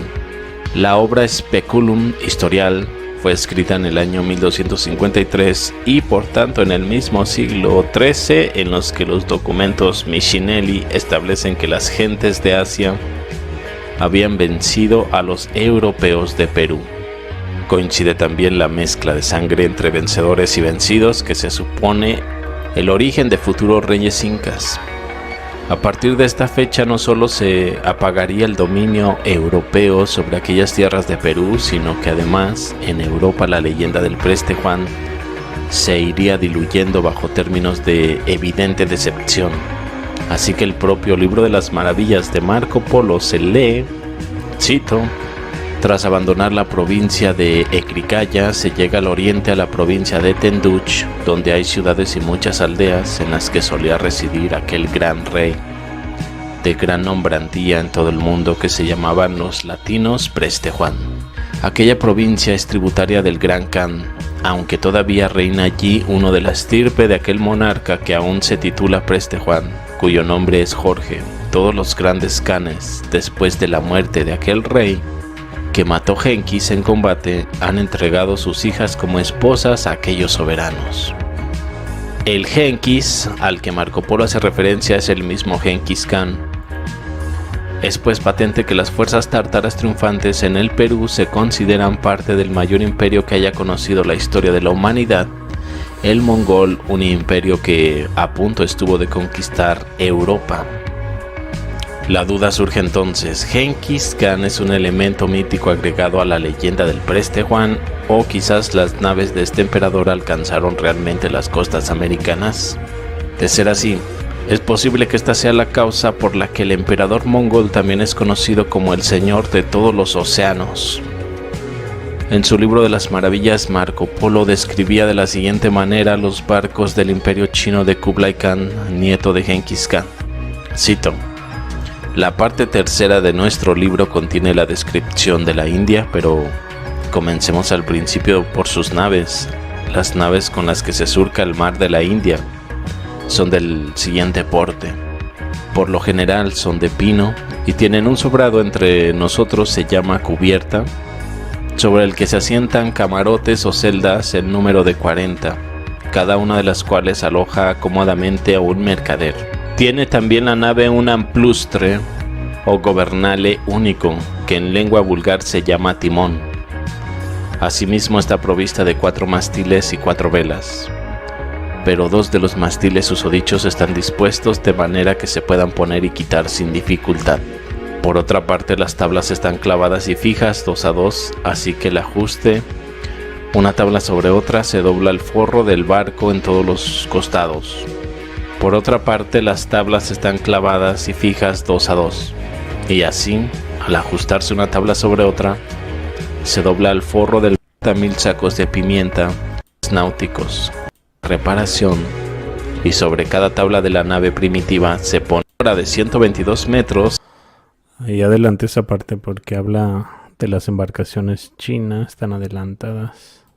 Conmemorativa erigida en honor al almirante chino Shenekji en 1371-1433, se lea lo siguiente: todos los países que están más allá del horizonte y en los confines de la tierra se han hecho súbditos, y hasta los más occidentales de los países occidentales o los más septentrionales de los países septentrionales, por muy lejos que puedan hallarse. Efectivamente, en 1431 los chinos se consideraban los dueños del mundo. Colón, por tanto, no erró en su carta a Alejandro VI. Había conquistado tierra firme de Asia, ya que las Indias del Preste Juan formaban parte de los dominios de este continente. Pero este dominio tendría un inesperado y abrupto final, ya que 7 años antes, el 7 de septiembre de 1424, el emperador Shu Gaozi, forzado por la gravedad de los asuntos internos del imperio, habría promulgado un edicto que borraba a China de los océanos y de la escena internacional. Cito: se deben interrumpir los viajes de los barcos del tesoro. Si hay extranjeros que desean regresar a su patria, se les proporcionará una pequeña escolta. Se ordena a los funcionarios que actualmente se encuentran en viaje de negocios por el extranjero que regresen de inmediato a la capital, y se ordena a todos aquellos quienes han convocado para futuros viajes que regresen a sus hogares. Se debe interrumpir inmediatamente la construcción y reparación de todos los barcos del tesoro. También se deben interrumpir todas las adquisiciones oficiales para expediciones al extranjero. Así, en palabras de Gavin Menzies, autor del libro 1421, el año que China descubrió el mundo, a finales de 1421 la historia de China quedaría marcada para los siglos venideros. La llegada de Xu Di Sheng, Xiangji y sus grandes flotas del tesoro sería casi borrado. ¿Qué océanos había surcado? ¿Qué tierras habían visto? ¿Qué descubrimientos habían hecho? ¿O qué colonias habían creado? Eran asuntos que dejaron de interesar a la jerarquía china. Los barcos que habían realizado aquellos viajes se dejaron pudrir y jamás serían reemplazados. Los diarios y registros se destruyeron, y en las décadas siguientes su recuerdo se borraría de una forma tan completa que parecería que nunca había ocurrido. Y mientras esto acontecía, Roma sabía que tenía que jugar rápido sus cartas. Los océanos habían quedado vacíos, era el momento. Miraron a Occidente y perdieron el Oriente, Constantinopla. El sacrificio valía la pena. Allí donde moría el sol, alumbraban riquezas. No había tiempo que perder. Había un mundo que ganar. La Iglesia suelta entonces a sus reyes católicos a conquistar. Las míticas Indias salen de la leyenda y entran en la historia. Su preste encabezará la llegada de los europeos. Por cierto, en esta parte es interesante recordarla. Los reyes católicos lanzándose hacia América. En un siguiente video se darán cuenta porque les digo, recuerden esta parte. Europeos a sus costas. Cito: el rey y la reina, nuestros señores, cuando yo les serví con las Indias, digo serví, que parece que yo por voluntad de nuestro Señor se las di. como cosa que era mía, puedo decir. Testamento de Cristóbal Colón. Tras siglos de silencio, Roma al fin había atendido a las peticiones de múltiples embajadas. Alejandro, obispo y siervo de los siervos de Dios, al queridísimo hijo en Cristo Fernando y a la queridísima hija en Cristo Isabel, ilustres reyes de Castilla, León, Aragón y Granada, salud y bendición apostólica. Por voluntad divina y queriendo cumplir vuestro deseo, habéis enviado al amado hijo Cristóbal Colón con navíos y hombres convenientes preparados, y no sin grandes trabajos, peligros y gastos, para que a través de un mar buscasen diligentemente unas tierras remotas y desconocidas. Estos navegando por el mar océano en extrema diligencia y con el auxilio divino hasta Occidente o hacia los indios, como se suele decir, encontraron ciertas islas lejanísimas y también tierras firmes que hasta ahora no habían sido encontradas por ningún otro, en las cuales vive una inmensa cantidad de gente que, según se afirma, van desnudos y no comen carne, y que, según pueden opinar vuestros enviados, creen que en los cielos existe un solo Dios creador, y parecen suficientemente aptos para abrazar la fe católica y para ser imbuidos en las buenas costumbres, y se tiene la esperanza de que, si se los instruye, se introduciría fácilmente en dichas islas y tierras el nombre de nuestro Señor Jesucristo. Bula Inter Caetera del Papa Alejandro VI, 1493. Navegando hacia Occidente o hacia los indios, como se suele decir, ¿acaso no era el preste Juan el ilustre y magnífico rey de los indios? ¿Nunca imaginó el desventurado rey sacerdote llamado Cristóbal Colón que al final de sus días todo le sería arrebatado? Ahora, al cabo de mi vida, fui despojado de mi honra y de mi hacienda sin causa, y en ello no se tuvo justicia ni misericordia de Cristóbal Colón. El error fue suyo. Quizás infravaloró las palabras que siglos antes dijera el Papa Alejandro III al preste Juan, advirtiendo que, cuanto con mayor sublimidad y majestad te comportes, y cuanto menos te enorgullezcas de tus riquezas y de tu poder, tanto más nos sentiremos proclive. O quizás simplemente tuvo que plegarse a los deseos de la Iglesia. En la misma carta advertía como el vicario de Cristo en la tierra únicamente los pontífices tenían el poder del mundo, Dominum Orbis, al haberle sido concedidas las llaves del cielo y la tierra, y por tanto el poder de atar y decidir sobre ellos. Pues bien, ¿qué les parece? Por cierto, también Fomenko habla sobre el preste Juan. ¿Puedes hablar un poco más sobre el preste Juan? Leyenda, realidad, ¿en qué épocas, años, cuándo pudo vivir? Mira, el preste Juan, según la historia oficial, aparece cuando Santo Tomás, apóstol contemporáneo de Jesús, se va a la India y se queda allí hasta que aparece como abuelo de Genghis Khan y conquista Rusia, media Europa, todo Persia y la China. Y luego se convierte en un poder que se instala en Etiopía, cuando se somete precisamente Egipto en nombre de los mamelucos. Es decir, los mamelucos se nos dice que ocupan Egipto entre 1250 y 1260, y aparece el preste Juan en los mapas en Etiopía entonces. Con la singularidad que también aparece la casa imperial de la casa de Salomón, descendientes de Salomón y Saba. ¿Sabes en qué año? En Etiopía, en el 1270. La historia oficial nos dice: preste Juan es fantasía, esto es mentira, esto es lo que es resultado y consecuencia directa de crear el icono de Papa de Roma, de darle el poder de preste Juan al Papa de Roma. Pero por otro lado, la historia medieval nos ha creado otro error para hacernos dudar. No solamente que preste Juan es fantasía, que esto es una realidad, así se trabaja en la universidad hoy en día, sino se nos dice que se confundía preste Juan con el emperador de Etiopía, cuando en verdad es la misma persona. ¿Qué ocurre? Ocurre que según esta reconstrucción, según todo el razonamiento de la cronología, que es avasallador, cuando se construye el poder de Preste Juan en el Papa de Roma,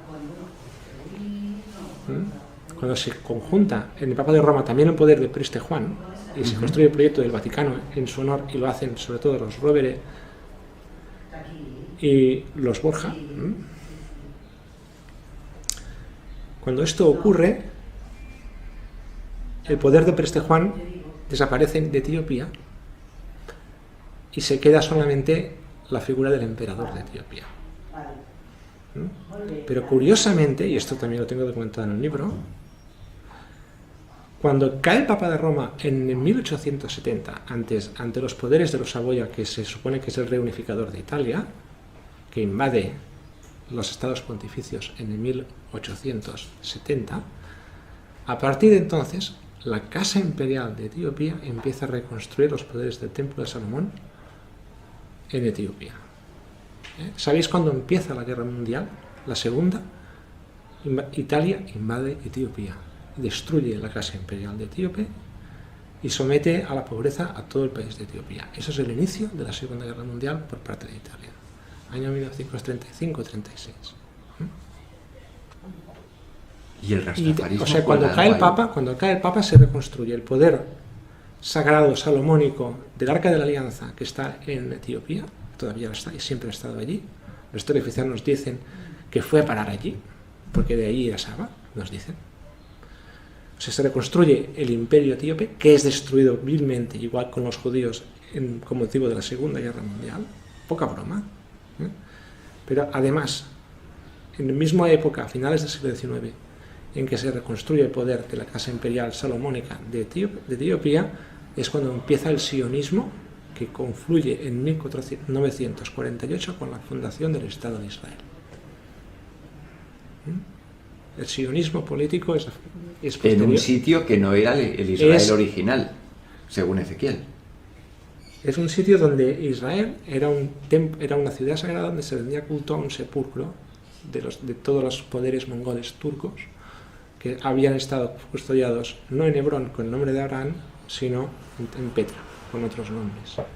Y donde Jerusalén sería la ciudad santa del templo construido para este sepulcro, para adorar, digamos, todo este poder, del nuevo poder que ahora, para siempre más, tiene sometido a Egipto, siguiendo las pautas de Ezequiel, que nos resalta que Egipto seguirá siendo Egipto, Egipto seguirá teniendo faraones, Egipto seguirá teniendo sus templos funerarios, pero será una nación más.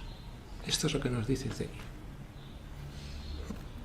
Y es una nación más hasta Napoleón. De hecho, la conocida historia de Colón y sus tratos con Fernando e Isabel, los reyes católicos, A ver, otra vez se me pasó a activar el micrófono. Les decía, este video es uno que realmente nunca había conectado con todo este tema sobre el descubrimiento de América, Cristóbal Colón, Preste Juan, pero que hoy conecto y verán cómo tiene también mucha relación. Una rama de la historia mundial ha sido suprimida con tanta energía o eficacia como la historia de las Américas antes del siglo XIX. La contienda mundial por el dominio del continente americano, que comenzó siglos antes de la colonización española, interesó tanto a Europa y Asia, e implicó algunas de las mayores batallas jamás libradas, que se han reducido a una historia incoherente de conquistadores e indios. De hecho, la conocida historia de Colón y sus tratos con Fernando e Isabel, los reyes católicos, que es la supuesta piedra angular de la historia de América, en su mayor parte es un producto de los principios del siglo XIX. En vano se buscarán registros relativos a tales acontecimientos o personalidades anteriores a esa época. Es de suponer que esta revisión de la narrativa escrita al estar supeditada a cambios más fundamentales en el propio paisaje político y arqueológico, tuvo que esperar a la purga cultural de Napoleón para poder introducirse. Esto se llevó a cabo en consecuencia en la época de la Guerra de 1812. Napoleón hizo ese trabajo con tal perspicacia y minuciosidad que sus logros en esta línea, en una cadena de altercados inconclusos por los demás, deben haber sido los fines, más que los medios, de toda su misión.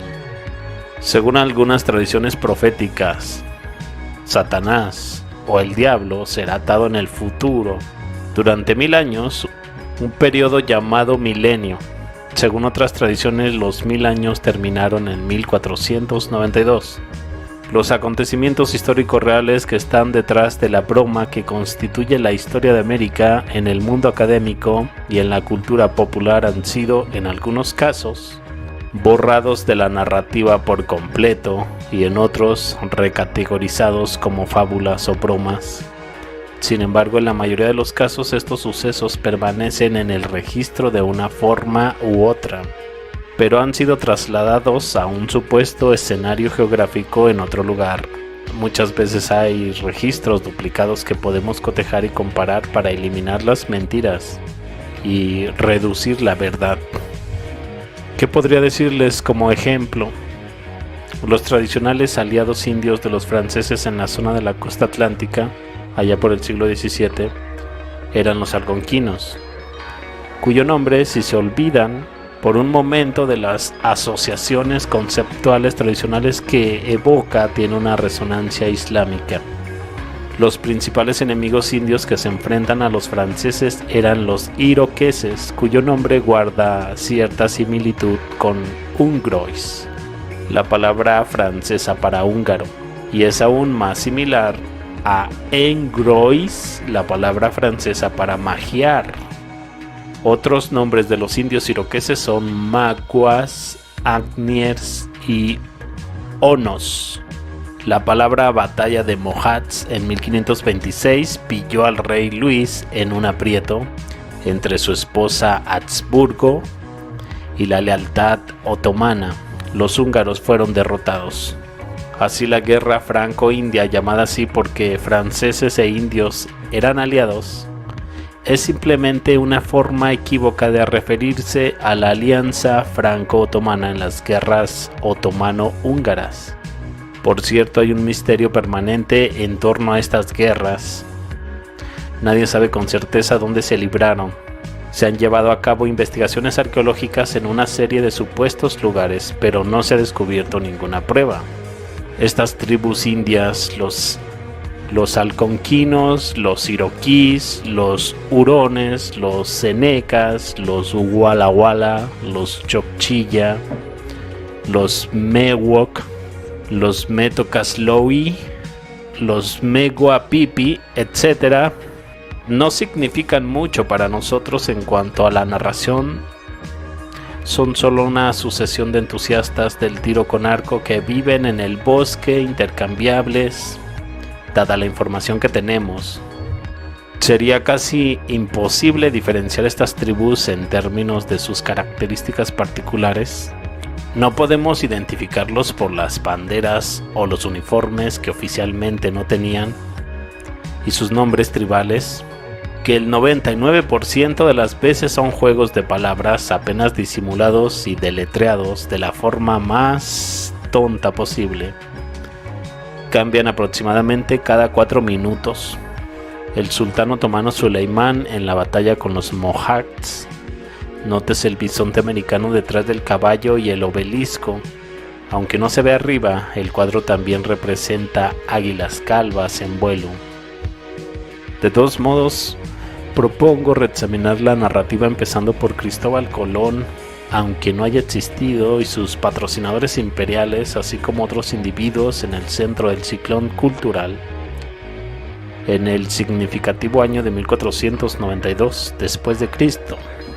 Pero recalco, estoy bastante seguro de que los eventos asociados con el año 1492 ocurrieron hace 530 años, pero muy dudoso de que 1492 años separen esos mismos eventos. En la otra dirección, el comienzo de la época cristiana. El famoso globo terráqueo de Martín Behaim representa una masa continental americana contigua a Asia. Cerca de la derecha, la estatua de Behaim en Nuremberg, extrema derecha, Colón con el mismo corte de pelo de calabaza. Según el relato, Colón propuso y luego cumplió una apuesta arriesgada que los consejeros reales de 4 países descartaron como imposible. Navegó a través del océano en ambas direcciones frente a grandes adversidades y violentas disensiones de su tripulación. Fue un gran éxito. En cambio, sus aventuras mercantiles en el Caribe, basadas en la teoría de que la mejor manera de maximizar el volumen de producción de una mina de oro es cortar las manos de los mineros, no tuvieron tanto éxito. La afirmación de que Colón de los indios del Caribe eran caníbales es discutida. Los indios caníbales Cuacuagua, presentados en la exposición colombina de 1893, sirvieron de base para los caníbales de la película Piratas del Caribe. Comparten símbolos heráldicos con varios estados de Europa del Este. Sin embargo, algunos espectadores e investigadores no están del todo convencidos de la supuesta hazaña de Colón, al menos en lo que respecta al primer viaje, en virtud de varias circunstancias que concurren en él. Los marineros de las 3 naves de Colón vislumbraban continuamente indicios de proximidad a tierra, como pájaros y árboles flotantes. Si hubieran navegado directamente hacia el oeste, es difícil explicar estos avistamientos. Sin embargo, si se ajustan a un viaje hacia el sur, a lo largo de la costa africana, se considera que algunas de las especies de flora y fauna observadas ostensiblemente por Colón no eran endémicas de los continentes americanos y que en la época de su primer viaje eran anteriores a su posible introducción, por ejemplo la caña de azúcar. La descripción de los nativos encontrados por los viajeros parece corresponder más a los africanos subsaharianos y a los isleños del Océano Índico que a los indios americanos. No se ha conservado ninguno de las decenas de nombres que Colón dio a las formas terrestres e islas que supuestamente descubrió en el Caribe, circunstancia que resulta difícil de creer. No se sabe dónde desembarcó Colón por primera vez en América. No hay ningún mapa, ni monumento, ni marcador, ni siquiera una tradición local que atestigue su presencia. Las anomalías de la brújula registradas en el diario son consistentes con el cruce del Ecuador de norte a sur. El kilometraje reportado por los barcos de Colón hacia el oeste y el este no coinciden con la distancia real. Supuestamente Colón mantuvo registros falsos para asegurar a sus marineros que no estaban demasiado lejos de la costa. Eso no dice mucho a favor de Colón, si es que es cierto, pero dice aún menos a favor de su tripulación.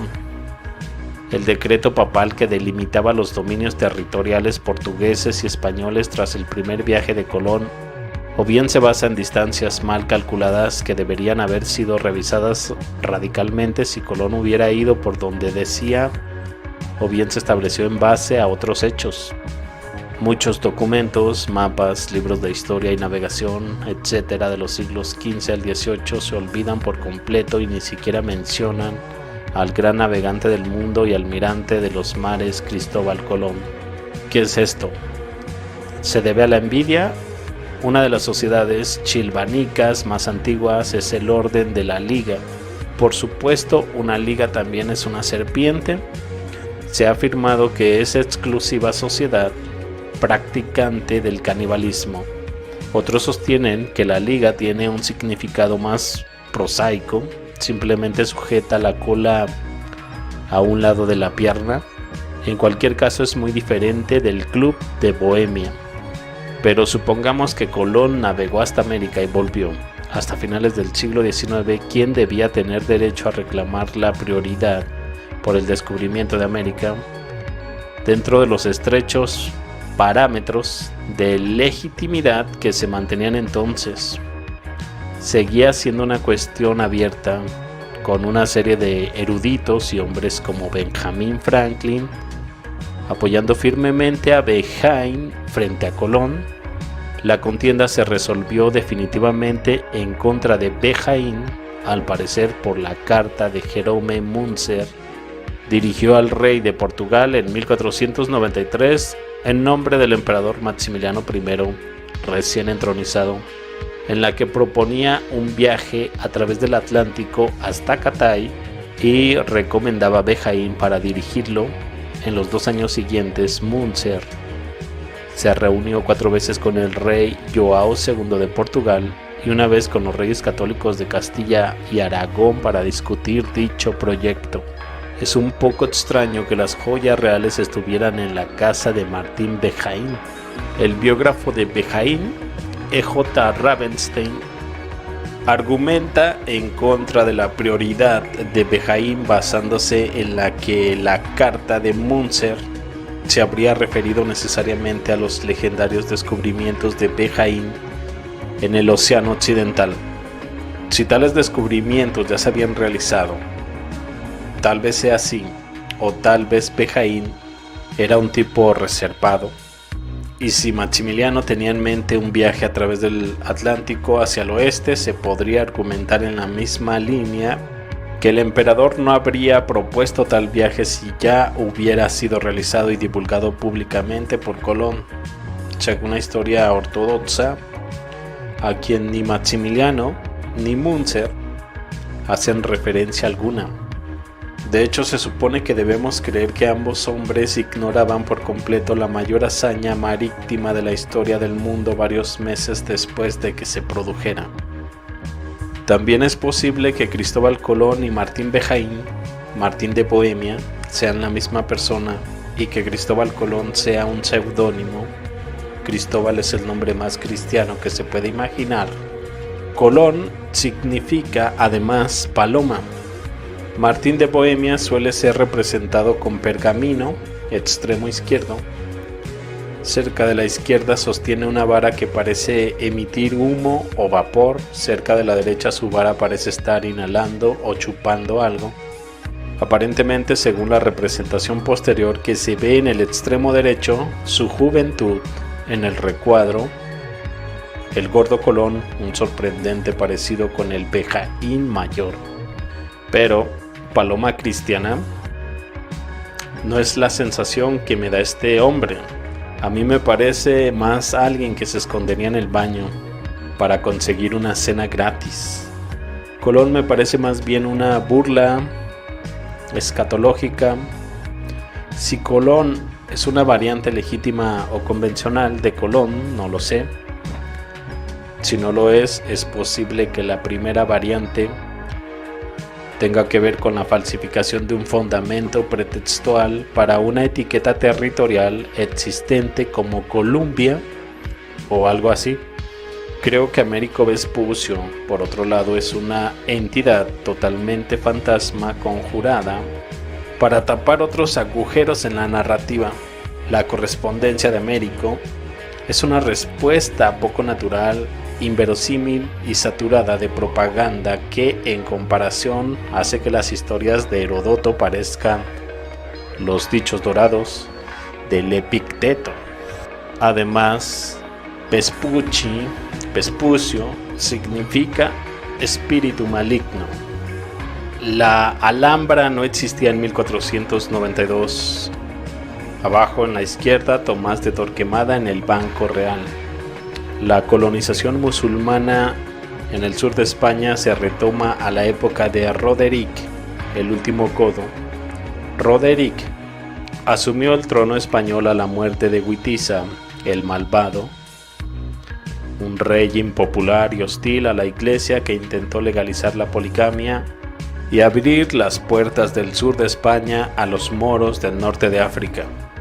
Estos últimos encontraron la frontera abierta a la muerte de Witiza, ya que sus hijos los invitaron a una coalición contra Roderick. Los hijos hicieron un trato con los invasores musulmanes ofreciéndoles vía libre en el reino a cambio de un derecho de ducado por cada uno de ellos a perpetuidad. Sus descendientes, habiendo adoptado nombres árabes, siguieron ostentando el poder de la península hasta la Reconquista. A punto de ser aniquilado por la coalición Witty-Samor que se le oponía, Roderick huyó del país. La tradición sostiene que cruzó el océano hasta la isla de Antilla, donde él y sus leales soldados construyeron las legendarias, aunque comprobadas, 7 ciudades de Cibola. Tal civilización les habría puesto en contacto con nativos americanos, quienes quiera que fueran, y suponiendo que la teoría de la geografía de Martín Behaim sea cierta, con las tribus escitas de Asia Oriental como los tártaros, los hunos, así como los chinos. Este es el sello real de Bohemia. Arriba a la derecha, en el decreto de expulsión, Alhambra, entre comillas, de 1492, centro, representación contemporánea del martirio de la Guardia, derecha, la expulsión de los moriscos en el puerto de Deria. Ahora bien, es una singular coincidencia que la historia en el viaje de Colón desde España a las Américas coincidiera con la expulsión de los judíos de España. Los historiadores insisten en que el motivo de Colón fue solo el conocido ansias conquistadoras de especias, de rebajas, pero el propio Colón, si creemos su supuesto diario, citó el edicto de expulsión como la ocasión de su expedición. El plan, dijo, era reunirse con el Gran Khan en Catay. En caso de duda, los retratos menos atractivos son los que más se acercan a la verdad. Rey y reina arriba a la derecha. ¿Cómo llamarías a un Khan o a un rey o incluso a una reina de una tierra llamada Catay? ¿Un catayo dices? Qué terrible suposición. No lo llamarías o la llamarías un catálico. Si fueran dos y fueran monarcas, ¿los llamarías monarcas católicos? ¿Qué quiero decir? Con el calificativo de católico, entre comillas, que se pone a los reyes españoles, pueda estar ahí para significar una especie de cristianismo. En primer lugar, católico no era realmente una distinción significativa en términos de especificidad religiosa en ese momento. En segundo lugar, si lo fuera, sería una circunstancia que se da por descontada. Es algo así como si Fernando se refiriera al rey varón. Como puedes ver, las representaciones artísticas de los reyes católicos son muy divergentes. Nunca es Isabel, siempre es Elizabeth o Gelisabeth. Y ese es el menor de los problemas numismáticos. Isabel de Aragón, arriba en el centro, es un fallo narrativo que alguien se olvidó de limpiar, ahora atascado en el limbo meriológico. En cualquier caso, el registro histórico en lo que respecta a los reyes católicos es un enorme cúmulo de mentiras, disimulos y falsificaciones impuestas en una trama de intrigas palaciegas protagonizadas por 37 actores que tienen todos los mismos nombres. Esto se complica por los poderes estatales oficiosos fuera de España, en particular los reinos de Europa del Este y la reconquista de la península ibérica. También se haría la mano oculta, la ropa interior a rayas rojas y blancas que llevan los imitadores de los otomanos. A la derecha ilustra la predilección húngara por la infiltración. Ahora bien, la rivalidad entre los godos y los hunos fue en su momento un asunto feroz e incluso inspiró la balada épica Olotspioya, que es un relato de la noche en el que los godos cruzaron la frontera y robaron a los hunos sus vocales. En cualquier caso, las dos tribus decidieron entrar el hacha de guerra, por así decirlo, y unir sus fuerzas contra el Imperio Romano. Las líneas de lealtad y afiliación entre los hunos y los godos son, por tanto, algo turbias. Sin embargo, se puede suponer que las dos tribus son sustancialmente afines sobre la base de la siguiente asociación transitiva. Los godos son un pueblo germánico con fama de descender de los Getae y los alemanes, mientras duró la Primera Guerra Mundial, a causa de las directrices de la propaganda mediática o algo así, fueron denominados hunos. Si seguimos esta pista, descubrimos el probable vínculo etimológico entre Antilla, la isla, pero en realidad continente, de los hunos, y Atila, el líder de los hunos. Asimismo, se afirma que San Emeric, santo húngaro, podría ser pariente de Roderick, el último rey godo. Incluso la narrativa oficial hace una concesión oblicua a esa afirmación, permitiendo que Américo Vespucci puede haber sido nombrado por el húngaro. Además, las 7 ciudades fundadas por los godos pueden haber sido administradas por una constelación de cortes judiciales o tribunales, también en número de 7, llamémoslo el septentrión de América.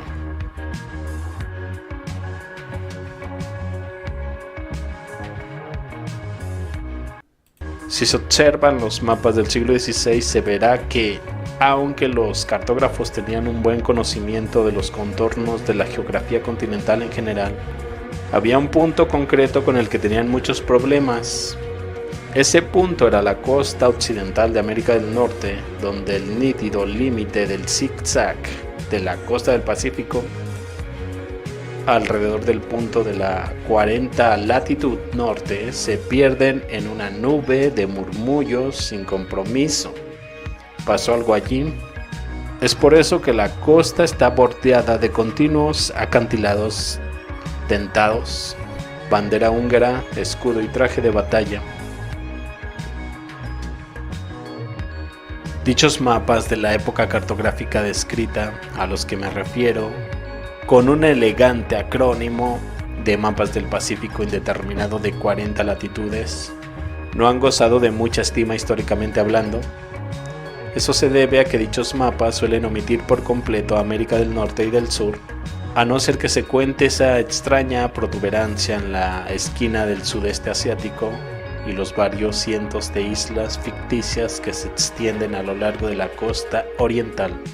Imagina que intentas navegar de Nueva York hasta Río de Janeiro o algo así, utilizando un mapa más o menos parecido. Estarías realmente loco con este mapa como guía. Las ramificaciones del escándalo del año anterior también llegaron a un punto álgido en 1492, un año antes. España se había visto sacudida por un escándalo político relacionado con el supuesto asesinato ritual de un niño cristiano a manos de judíos. El Viernes Santo de 1491 tuvo lugar en Toledo la supuesta crucifixión ritual del niño conocido como la Guardia, entre comillas. Se produjo una gran expectación en el país y se cree que el suceso dio un empujón decisivo al gobierno para expulsar a los judíos, y a partir de entonces Torquemada, el inquisidor jefe, fue uno de los principales defensores de la expulsión.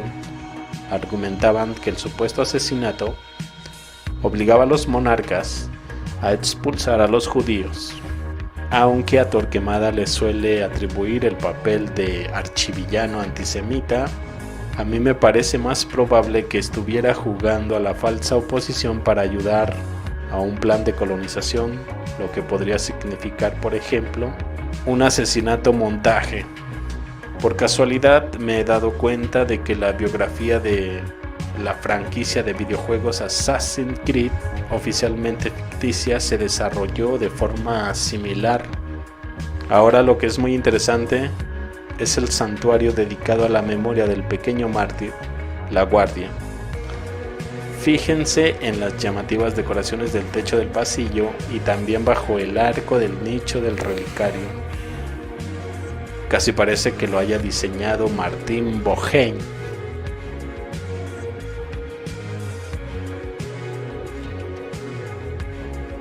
¿Qué les parece todo esto?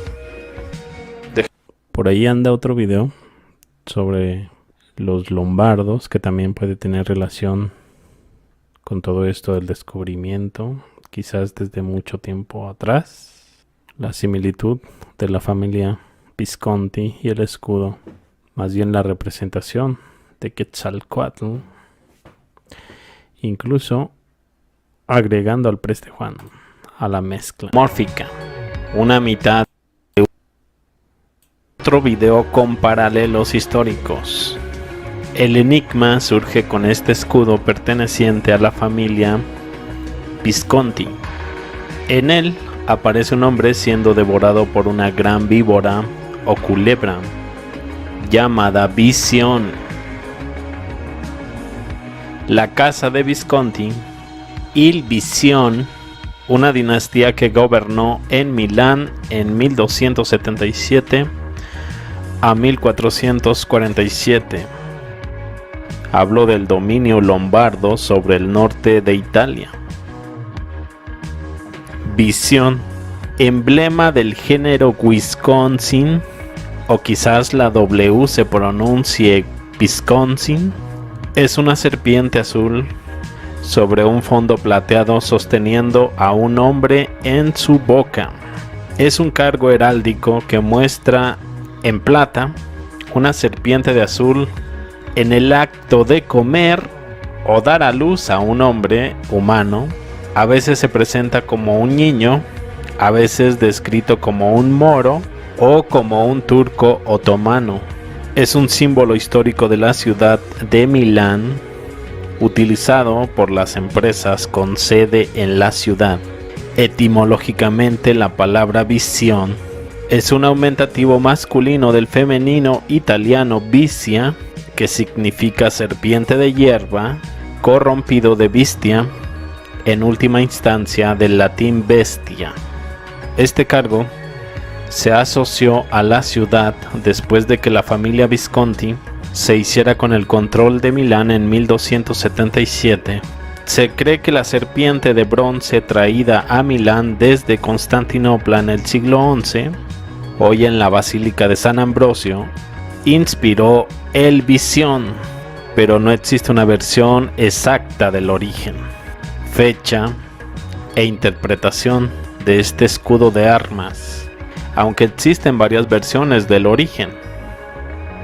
Según la leyenda, en una cruzada de 1187, Otón Visconti mata a un sarraceno, toma su escudo.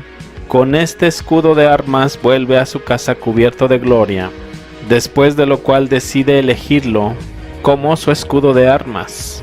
Según la leyenda popular, el lago Gerundo habría estado habitado por un dragón llamado Taranto, o más comúnmente conocido como Tarantasio, el cual se alimentaba especialmente de niños.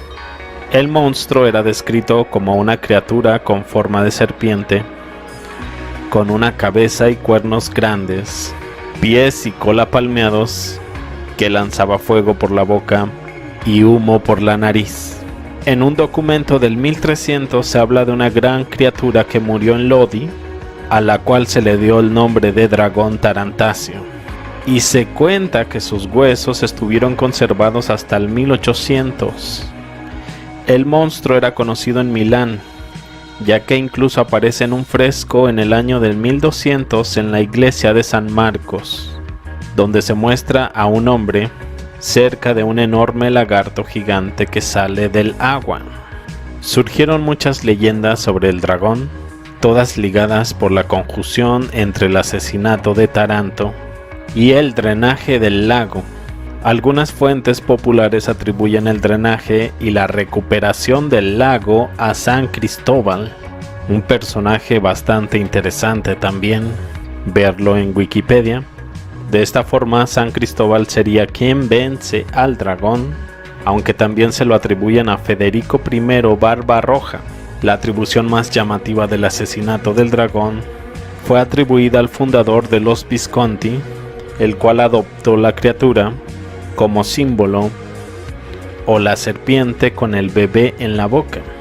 Otra leyenda afirma que el obispo de Lodi, Bernardino Tolentino, mató a la bestia y la llevó en procesión, prometiendo restaurar la iglesia de San Cristóbal. Nuevamente tenemos la referencia a San Cristóbal. Supuestamente el esqueleto o una parte de él se mantuvo en la iglesia hasta 1700. Muchos testimonios de la época hablan del esqueleto y aún hoy en Bérgamo y Cremona se conservan costillas de más de 2 metros atribuidas a esta criatura, de las cuales los expertos consideran que pertenecen a animales prehistóricos. Según otra leyenda, luego de que se drenó el lago, Tarantasio se escondió bajo tierra. Según otra versión, el dragón llamado Tarantasio es un dragón legendario que aterrorizaba a los habitantes del lago Gerundio, en la zona de Lodi, devoraba niños, destruía barcos, su aliento pestilente envenenaba el aire, provocaba la fiebre amarilla, hasta que fue asesinado en el siglo XVI por un antepasado de la familia Umberto Visconti. Pero también hay una sugerencia de que Wisconsin o Viscontin simplemente usó un antiguo símbolo de la casa de empeños para su escudo de armas, que era una serpiente azul, y que era usada como un amuleto langobardo o lombardo alrededor del cuello, lo que me recordó a mi video donde hablo sobre la presencia de lombardos habitando en Norumbega que guardaban relación con los mexicanos, según el libro de John Ogilvy. Les dejaré el video en los comentarios. No es seguro si una serpiente se traga a un hombre o lo expulsa del pasto, pero el lenguaje medieval y la descripción sugiere ambas interpretaciones. Una de las representaciones más antiguas de visión se encuentra en el gran salón del Castillo Visconti de Angera. La sala fue pintada a finales del siglo XIII con frescos que celebran la victoria del arzobispo Otón Visconti contra la familia rival de los de la Torre. En las pechinas de la sala se representa a la víbora tragándose una pequeña figura humana. También la casa de los Sforza incorporó el símbolo a su escudo de armas después de tomar el ducado.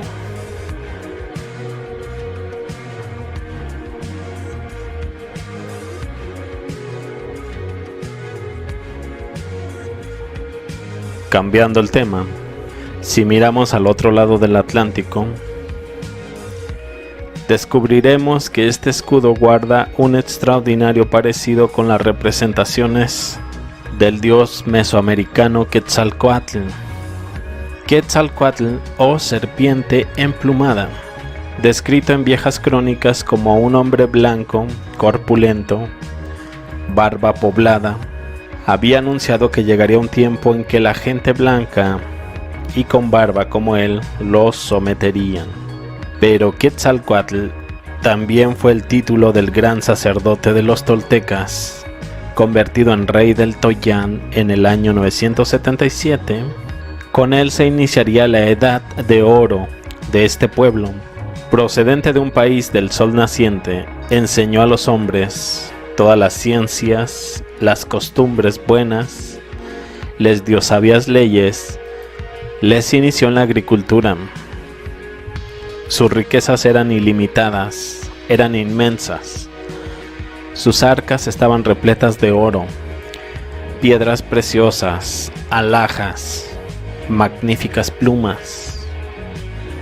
Una época de ensueño, pero el demonio tentó a este Dios, le hizo caer en el pecado, se volvió vanidoso, se dio a la bebida, ya en el más desenfrenado libertinaje, incluso olvidó sus deberes religiosos. Avergonzado por haber caído tan bajo, sintió remordimientos, se arrepintió de sus errores, abandonó a su pueblo, se alejó de este país con sus servidores a la costa sur del Golfo.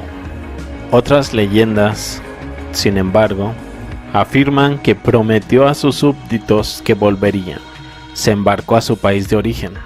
Recuerdan, precisamente el hermano gemelo de la serpiente Quetzalcóatl es Xolotl, el dios perro del inframundo. Y es curioso porque, recuerdan, Marco Polo nombraba al rey de reyes tártaro, o bien el Gran Khan, que en latín es el gran perro, como Xolotl, o bien Gran Khan, que en maya es gran serpiente, como Quetzalcóatl.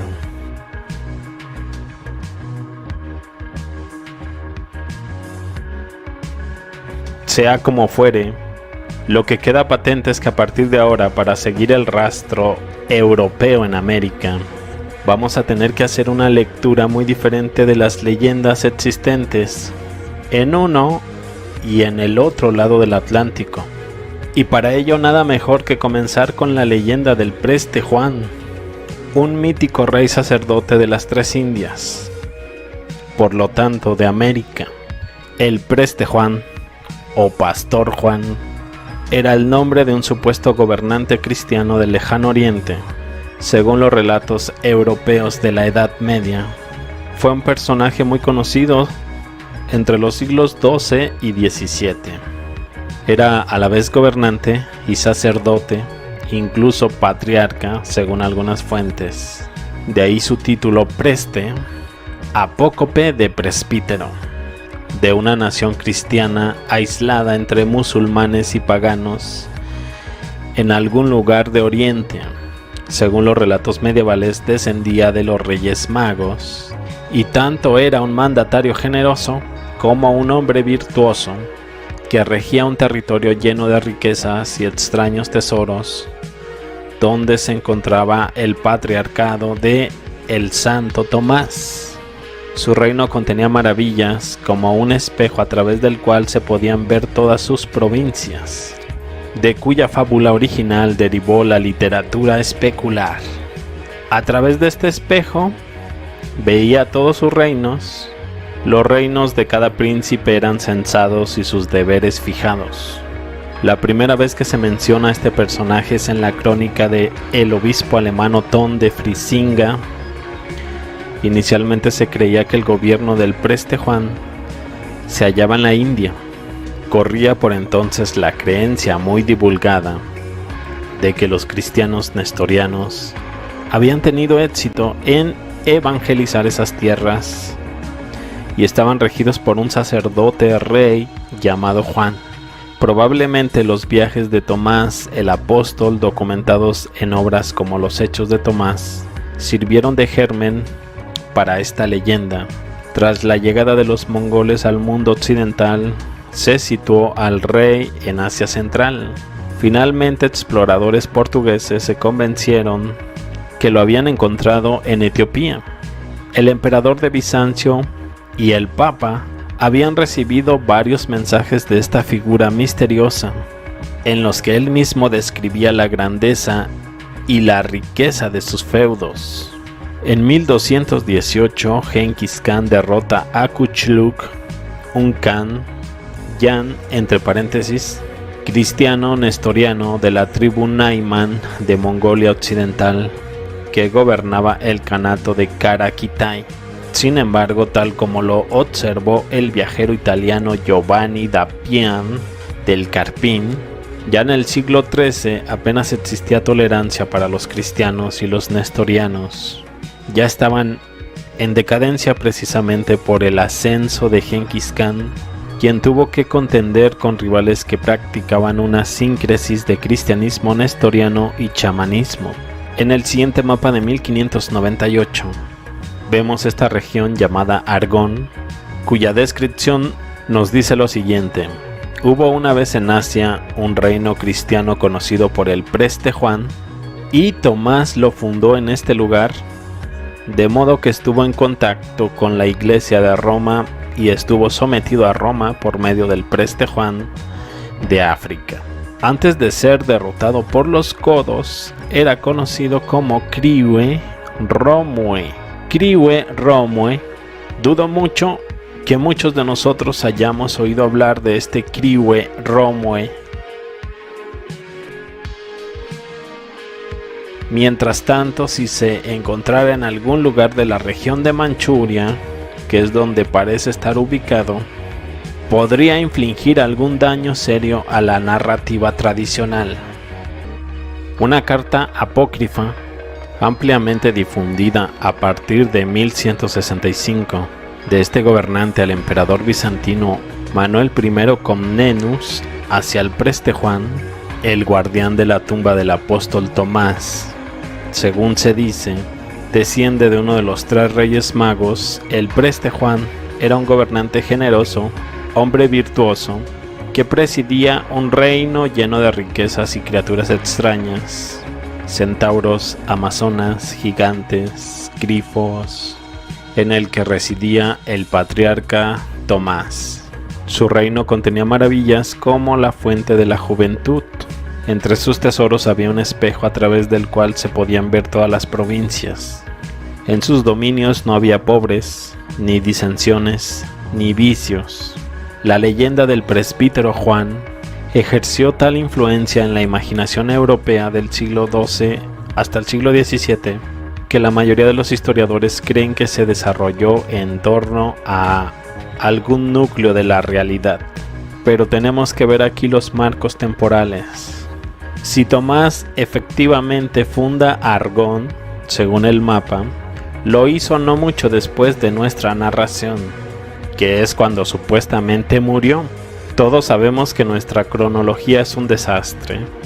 Ya podemos ver incluso que se utilizaron cañones en la batalla de Alesia de supuestamente el 52 después de Cristo. El cuadro está fechado en el 1533 de Melchor Feiselen, el asedio para la batalla de Alesia. Si seguimos con los paralelos, hay quienes podrían encontrar similitudes en la deidad hindú Matsya, comparable al Vishon, aunque estamos viendo una forma antropomórfica, una mitad superior humanoide y una inferior con forma de pez. La representación sería un cuerpo saliendo de la boca de un pez. Tenemos también la imagen de Jasón y el vellocinio de oro en la mitología griega, el dragón de la Cólquida, llamado así por el lugar donde habitaba, también llamado dragón insomne y a veces mencionado como serpiente. Era un hijo de Equidna y Tifón, ambos padres muy vinculados a la mitología del Tártaro en la mitología griega. Para los griegos, Tártaro era a su vez el dios de las profundidades. Su hijo es Tifón. Generalmente son seres alados, con cuerpos de serpientes como piernas. Cólquida tenía un larguísimo cuello, incontables anillos como una serpiente.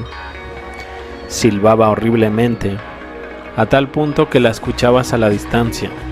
Tenía la capacidad de no dormir nunca y era la encargada de custodiar el vellocino de oro. Cuando los argonautas fueron en busca de este, Medea con su magia hizo dormir al dragón insomne, ocasión que aprovechó Jasón para robar el vellocino. Pero también, y según otras versiones, Jasón mató al dragón. Por este lado nos estamos aproximando a la figura de San Jorge del siglo IX. Otra popular historia, San Jorge a caballo como vencedor de un dragón. El probable origen de todos los cuentos de hadas sobre princesas y dragones en Occidente. Es una historia que se relata en diversas partes, incluso en Asia Menor, así que los detalles varían. La leyenda occidental medieval comienza con un dragón que hace un nido en la fuente que provee agua a la ciudad. Como consecuencia, los ciudadanos, para conseguir agua, debían apartar al dragón de la fuente ofreciéndole diariamente un par de ovejas. Cuando las ovejas ya no bastaron, comenzaron a ofrecerle diariamente un sacrificio humano que se decidía al azar entre los habitantes. Un día resultó seleccionada la princesa local, pero en algunas otras historias aparece el rey, su padre clamando por la vida de su hija, pero sin éxito. Cuando estaba a punto de ser devorada por el dragón, aparece Jorge en uno de sus viajes, a menudo a caballo. Se enfrenta con el dragón, lo mata y salva a la princesa. Los agradecidos ciudadanos abandonan el paganismo y abrazan el cristianismo, historia antiguamente considerada como verdadera, pero abandonada progresivamente. Pero por otra parte, pocos dudan que contenga un rico simbolismo religioso. Por otra parte, la historia de Jorge y el dragón tiene muchos elementos comunes con el antiguo mito griego de la princesa etíope Andrómeda y su salvador y posterior esposo Perseo, vencedor de la gorgona Medusa. En ambos casos hay un dragón, Gorgona, con su decapitación, una princesa y una recompensa. En un caso el matrimonio, en el otro la conversión de una ciudad. Algunas de las leyendas sobre Jorge y el dragón sitúan la acción en Libia, antiguamente toda África del Norte al oeste de Egipto, y la de Jorge ha sido ubicada en el Líbano. La acción en ambos casos se sitúa en distantes reinos mágicos, entre comillas. Wow, ya llevamos mucho, ¿no? Como 2 horas. Por ahí me comentan qué tal les pareció. Yo, mientras tanto, me despido. Los veo más adelante con más información. Hasta luego.